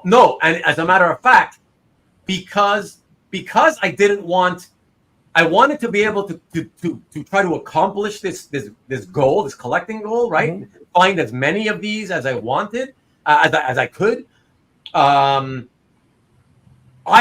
Nobody ever knew about this collection until I did my first show and tell, my first 2-part show and tell on this YouTube channel. Oh yeah, I remember that. Right, showing my former Hulk collection. That was the first time anybody, other than maybe a handful of closer friends from back in the day, that's the first time anybody found out that this collection existed. Nobody ever knew because while I was collecting it, I didn't want competition. So I didn't want people knowing that I was going after all this stuff. And so I wasn't posting it online anywhere or telling anybody about it. So it wasn't about keep that a secret. I mean, if you were buying from a dealer, that dealer would know that you were getting mostly Hulk stuff, right? Or is it you were just but in those days it was coming out of everywhere. It's coming from this covers from this dealer, that splash from that dealer. eBay was still a thing, so I'm getting plenty of stuff from eBay. Then this collector or that collector. We just by networking. So nobody really knew. Like some guys knew that he likes Hulk. But because I wasn't posting any of it, they didn't really think or have any clue that I was like really absorbing and swallowing up all this stuff, Right. Okay. Yeah. So that's the thing. There is a great satisfaction to attain a piece that you have pursued for many years. Yes, of course. I think we all agree to that. 500 can have got you a 70s cover in the 90s. That's very true. I remember just for everybody's, for those of you who haven't been around for so long and who cringe when you hear this type of stuff. I I remember a report coming back from San Diego in 1997 from a dealer going, oh my God.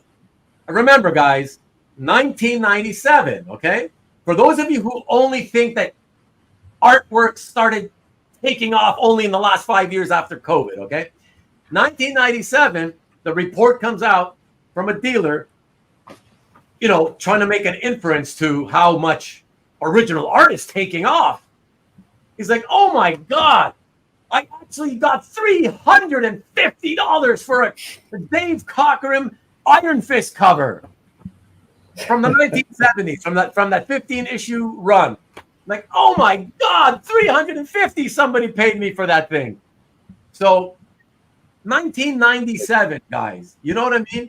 Like, yeah, that's when I started collecting seriously. Yeah. So, and you know, where was I? I'm a stupid idiot. Marcus and I have brought up the point in the past on my show about how I mean, this is not vintage. To his point, it's not vintage, but like Alex Ross, right? 1997. You know, here I am trying to reach out to Alex Ross's agent, and because I'm on the website, and I'm like, yeah, I think I should buy a page or two from this Marvels. You know, I love Marvels. You know, they were like on average $250. You know, now having said that, plenty of Marvel and DC 1970s, and I mean throughout the entire decade, not just the late 70s. Okay, Marvel 70s pages from, you know, all sorts of popular characters and titles. You could still get them for $75, $100, $150, you know.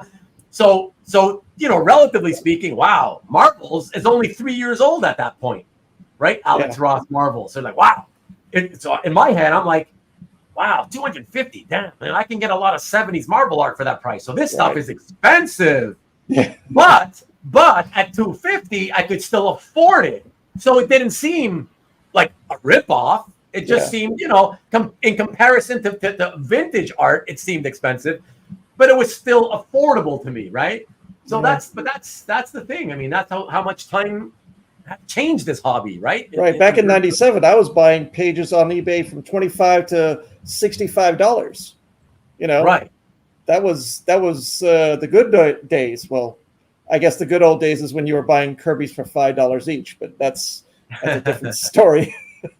Yeah, well, that wasn't even all that long ago, because a lot of those Silver Age guys like John Buscema, Sal Buscema, you know, the Trimpies and Tuscas of the world, all those guys in the early 80s, even into the mid 80s, they had piles of their art for $3 to $5 a page.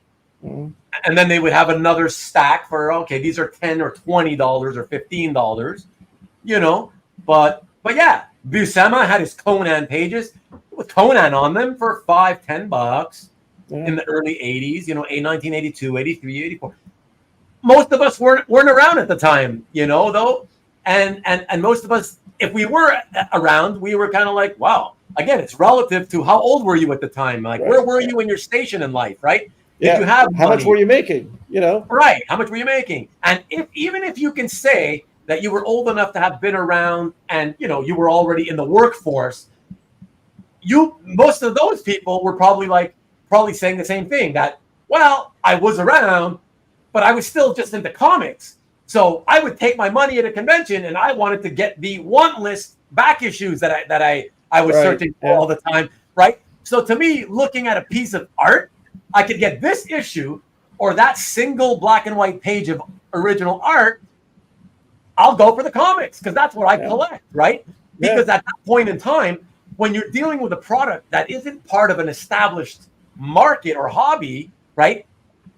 It's not really a true collectible in as much as it's more of a tchotchkes. You know, it's like a memento that you pick up as a memory from that convention you attended. Right, you know? exactly. Maybe I'll grab it was a fluke. Yeah, whatever. Oh, this is kind of cool. Whatever. You know, on a lark kind of thing. You know.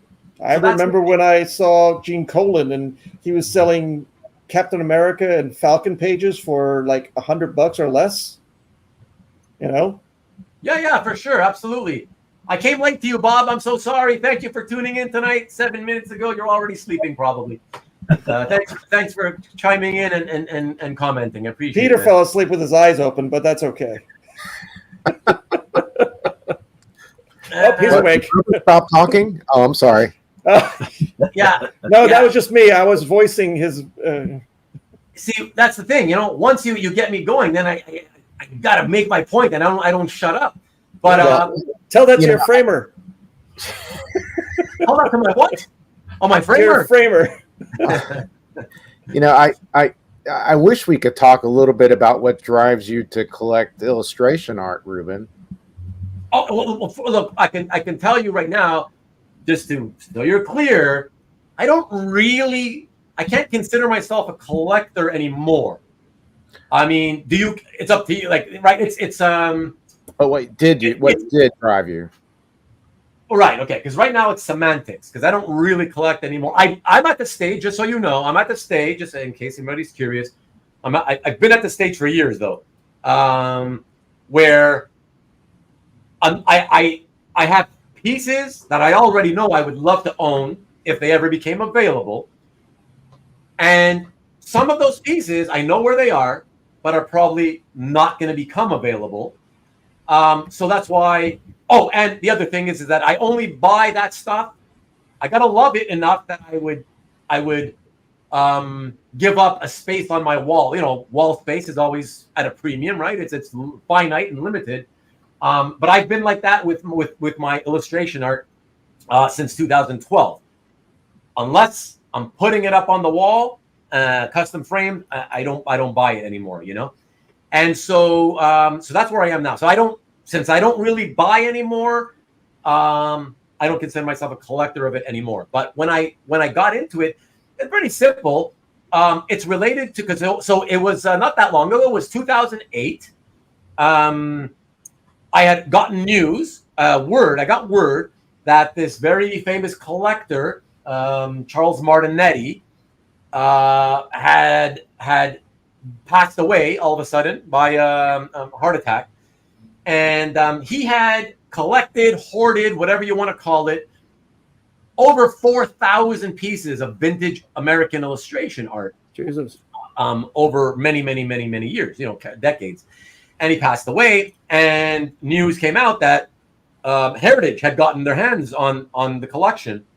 And so all this amazing stuff that he had was going to be able to, anybody could have it, And I had always, even before I got into comics as a little kid, and I think I've told this story before, going to the barbershop, my dad would take me to get my hair cut. The barbershop in the 70s, at least mine, had a stack of magazines, you read while you wait. But the magazines were 15 to 20 years old. It's not like they swapped them out regularly. They had them there when they opened the barbershop, and they never changed them, so they were already really old.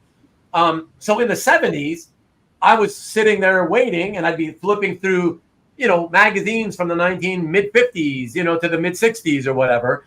And I remember specifically being very attracted to the illustrations inside and the painted covers, So I always liked that type of illustration. It was never a thing, though, to collect it. So even when I got into comic art, I wasn't aware that there was any kind of market for that kind of stuff. So it never even jumped into my head until 2008, when I heard about this news about this guy. And suddenly there's going to be, what do you call it? Heritage is announcing that they're going to be selling this or auctioning off his collection over the course of auctions lasting, I think, 4 years, I think it was, because that's how much stuff he had. And so I was like, at that time, it just coincidentally happened to be the time where I was really getting sick of the increase in pricing of a comic book art. 2008, 2007, 2008, I was getting really sick of it. I was not enjoying myself.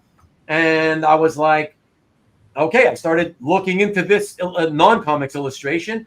And I started, I was like, oh, wow, all this, memories of, being a kid at the barbershop and looking at those magazines came flooding back to me. I realized how much I loved that type of stuff. And I started looking around all over the internet to try to familiarize myself with what this stuff is supposed to be worth. And when I looked at it, I said, holy shit, for what I get for my, let's say, for example, for what I can get for $1,000 in this stuff is so much more awesome than what $1,000 today gets me in comic art anymore. And so I was like, you know what? Oh my God, I think I'm going to start collecting some of this stuff. And so I cold turkey stopped buying, collecting comic art in 2008. And I switched over and started buying illustration. And I went kind of hog wild on it. I did it for 4 years until 2012.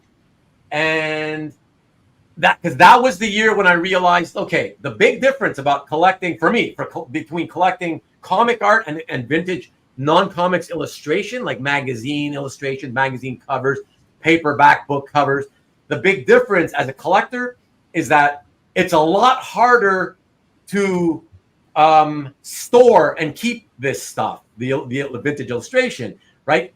As you know, most comic art, 11 by 17, you got the beautiful Itoya portfolios, you slip them in, no problem, right? 48 pages, you fill up an Itoya. 48 paintings, most of which are done on illustration boards that are 1/8 of an inch thick. All of whom are different sizes, right? They're not standardized like 11 by 17, like most comic art. So you couldn't put this stuff in portfolios. It took up a lot of space. Next thing I know, I'm dedicating a small room in the back of where I live, storing like 200 paintings, standing up back to back in boxes, and I wasn't really enjoying them. You know, because they're paintings, you got to be more careful with them when they're standing back to back. You don't want to scrape the paint when you pull a painting out of the box, whatever, you know. And that's when I said, okay, I'll still collect, but only it's got to be, I have to love it enough that I'm going to dedicate a spot on my wall and get it custom framed. So it's got to be worth that investment and the spot on my wall, you know. And that's it. And that's what it's been ever since. So I kept buying, but of course the buying died down since I had to, you know, I could only buy what I'd be putting on a wall. So I focused, I really focused. I got a few more pieces that I really loved, framed those. And now most of my house is the wall space is gone. And so, yeah, I'm that's why I know that's why I got into that, but I no longer really do, you know, to make a long story short. Right. So it was nostalgia from seeing those magazines in the barbershop, and then the price point, and then you know, you just the love of them until that finally you didn't have any space, or it just got too. Yeah, but it wasn't just the nostalgia for it. It reminded me, looking at this stuff again, reminded me, especially for the first time as an adult, really. I really looked at it. Because over my teen years and in my 20s and 30s, I was more of I read novels back then, and so I'd occasionally see older novels at used bookstores, and I'd still see the painted covers, and I'd be like, oh yeah, these are awesome, you know. But I wouldn't pay it too much attention because I didn't see that stuff too often, you know. But yeah, no, it was certainly nostalgia for that, but it was really more that. It was a reminder of how beautiful a lot of that stuff was, in combination with thinking, man, and it just gives me so much more value for my money, in my mind, anyways. You know, that's just how I saw it. So the money that definitely played a factor, the value for your dollar concept. You know what I mean? So, are you surprised? Is that surprising to you, or no? That was great. Well, why do you collect illustration art? What? Joke. I was asking you why you collect illustration art. Okay. That was a deadpan. Oh my God. That was my dry sense of humor. Remember? Yeah, I very see that. dry. I just didn't hear it. Yeah. It's like vermouth. You were just pouring vermouth over it. Yeah, Canada Dry. Oh, there you go. So, sorry, Peter, you were saying something. I didn't hear the last thing you said. No, Hart's been going crazy on the chat. I know. I'm behind again. That's because Ruben's, he's eloquent and erudite. I don't know. Oh. Eurydice. I can't say words. I guess that kind of wraps things up. It's been a pretty awesome show so far. We can always keep going. Obviously, there's always more to say, whatever. But obviously, we don't have all night, and people got to get to work the next day and all that. So I don't know. I think this is a pretty good time. But guys, is there anything last words that you might want to kind of quickly put out there at all? If you do, now would be the time. Let's see. There is an end. And that's what I'm going to leave it at. Ruben has wall space. I'm going to catch up at least to you guys in the chat. Thank you for being here, of course, as always, and for being so active tonight. As you know, keep reading, Ruben. I fall behind as much as I have tonight. You know that it's because it's been a much more active chat than usual. So that's awesome. That's a good thing. Look at the empty space above him. Yeah, I still got these two walls, guys, but two small walls beside me and in front of me.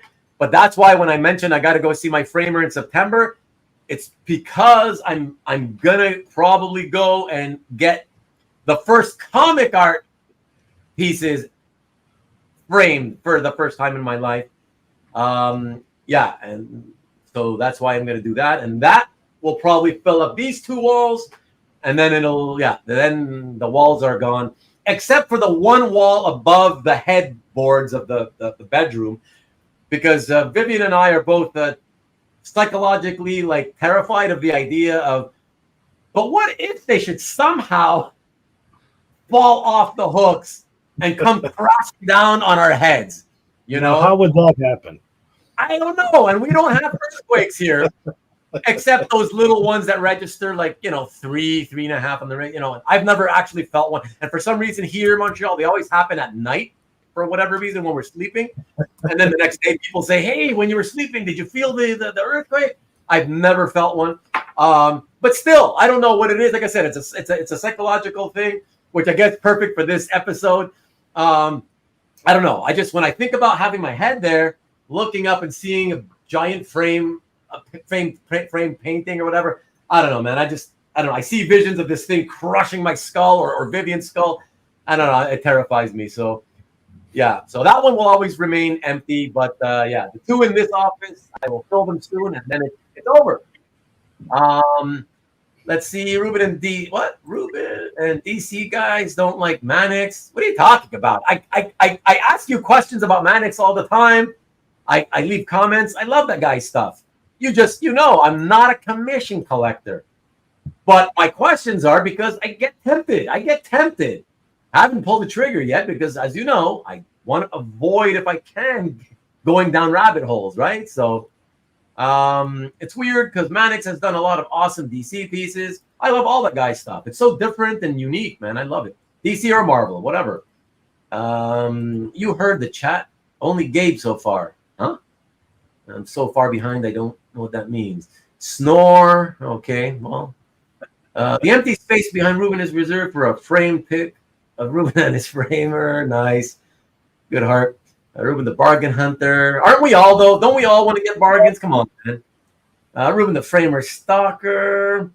I'm so Canadian. Canadians are wordy. Ruben drinking Zevia tonight. Wide open. All I've had is one coffee. Zevia's illegal. Ruben must have maple syrup on his pancakes tonight. Zevia syrup. Man. If it was nostalgia, Ruben would have bought Playboy art. Oh, yeah. I will say, in fairness, I'm not going to deny, I tried bidding a few times on an original, what's his face? I'm blanking now, but Leroy Neiman, he would do the drawings of the Playboy bunny, ink, black and white ink drawings of that bunny. It had a name. What are they called again? I don't know. But anyways, the quick illustrations, black and white ink illustrations of the bunny that would get printed. I think was it on the margins of the Playboy issues? I can't remember. But I tried buying one of those a few times, and I lost out. But otherwise, no, I wouldn't buy naked women pictures if that's what you're talking about. Okay, a bunch of you with your Canadian jokes. Nice, Shaun. Ruben Eisner. What? Elsinore beer after all that. Snore again. Ruben's framework comes out of hibernation in September. Okay, you guys went crazy. It wasn't just you, Hart. The Perkins wing. Yes, sir, Rick. That's right. Gotta be me. Nerf frames. I don't even know what a Nerf frame is. I felt my first earthquake in New York back in April. You never forget your first. Okay, I'll take your word for it. Jeff Jones' Idol was amazing. Oh, yeah, the Idol stuff. And that stuff's way too expensive now. That's another thing that would be cool to have, but I don't want to pay the price for that, you know? But okay, everybody, before the rest of you who are still here leave, just want to thank you again, as always. It was a lot of fun. Those of you who are here, my buddies, Hart, Peter, Shaun, thank you. As I always thank you. I wanted to, first of all, say thanks for doing the show and tells the first time a couple of months ago. That was awesome. Really enjoyed you guys doing that with me. And I was really happy that you both, interestingly enough, both of you, when we were talking privately after we went off air, that you both expressed interest and, you know, that you liked it enough, the experience enough that you liked being on and would you know, be happy to do something like this, maybe a hangout episode or a roundtable type thing. So that's why on the next roundtable, which is this one, this was the first one since you guys were on. So that's why I thought of both of you as, you know, the people that I wanted to be on. Hart, you were just filler, so, you know, whatever. Yeah. You had to be the fourth guy on the screen, you know, that's all. You're my friend. You'd say yes, so I asked you, you know. That was but I appreciate it, guys, really, in all sincerity. It was fun having you guys on again. And I think we had a good chat tonight. Again, there's a lot of shit that we can still cover when it comes to the whole psychology of. Well, I enjoyed it. I enjoyed it. And I'm glad. Thank you. And I know that this could be done again. Literally, I'm upset. I got to tell you guys, I'm literally upset that I didn't see anybody really like immediately agreeing that there are way more male collectors than female. Oh my God. And I gotta say, I really feel like, you know what? You should go do a survey. No. Just go to all the males in the United States and Canada. Come on, go for it. You got to do that survey. It's not a fact. It is your fact. It's not. And literally, we could do an entire episode about that. The only thing is, like, we need. I don't want to have females, although the females that we'd get would be collectors, so they wouldn't really be able to answer why do most or a lot of women not really collect, because they do collect, right? So I don't know. But anyways, Tom's going off. Look at that. Look at that. You got Tom getting political because he was talking about women. Yes. And maybe if she's a collector, I'll have her on. I don't know. Ask her if she collects. I'd vote for her then. See that, Tom? Ask Sotheby's what's their composition of customers, you know, bidders for various. They wouldn't give that out. I mean, but, you know, an auction house would know, and they would maybe informally say, you know, this or that. Yeah. But my framer does like mostly fine art type stuff, Southern Comic Geek. So it's not really the same thing. Yeah. They were talking about, you know, collectibles, basically, you know. Jill and Allura, sure. I don't know. I know Jill. I mentioned Jill already, but I don't know who Allura is. But yeah, like I said, we could talk about this till the cows come home. But again, we're gonna close it out. Thank you, everybody. Guys, just hang in with me, you four or you three. Yeah, there you go. Minutes, all right. He's already seen fours. If you need framing, if you need therapy, contact Ruben. Yeah, right. And if you need comic art that's war related, now who's talking? Now who won't? I'm sorry. Shut up. When I'm trying to get out of here, right? Yeah. Oh, her friend, the Dark. Yeah. Okay. So I don't think her name is Allura, though. I remember seeing her name, and it wasn't Allura. But anyways, whatever. But anyways, I know what you're talking about, and I mentioned her before. I think I said the one who Phoenix Girl or whatever. Yeah, whatever. Like I said, we still can't come up with more than 10 or 12. The point is, you can come up with each one of us can come up with way more guy collector names than female. That's it. That's what we're leaving it there. So yeah, everybody, please tune in next week. Shut the fuck up, Hart. Tune in next week. Always. When I look, a lot of you next week, a lot of you are not. It's not. I know it's not up your alley, but here, check it out. I'm gonna be doing a show with my friend Jeff Singh, who was my first guest on a Comic Art Hangout. And here we go again. Check it out. So it's going to be show and tell number 52. And this one is focused on the art of newspaper strips. I haven't done a show like that. I've wanted to do a show like that since I started the channel pretty much, because I do collect strip art as well, although not as much anymore. But I do love it. And it's different. It's fun. He's got a great collection. So if you've got the time and you want to maybe get exposed to something different from what you normally collect, then I think this might open some eyes. So would appreciate seeing you guys here. That would be awesome. And it's going to be at the usual time, 8 o'clock p.m. Eastern, 5 o'clock Pacific, Sunday, August 11th. And that's it. In the meantime, don't forget to remember to check out Nikki B's show this coming Friday. And yes, I am Zoom, number one Marvel fan. And here we go. Sheldon Cooper reminds me of Ruben. Nice. Exposed. Okay, jokes. All right, yeah. Thanks, guys. Again, have a great work week, everybody. And we will see you here again next Sunday. Peace and go blue.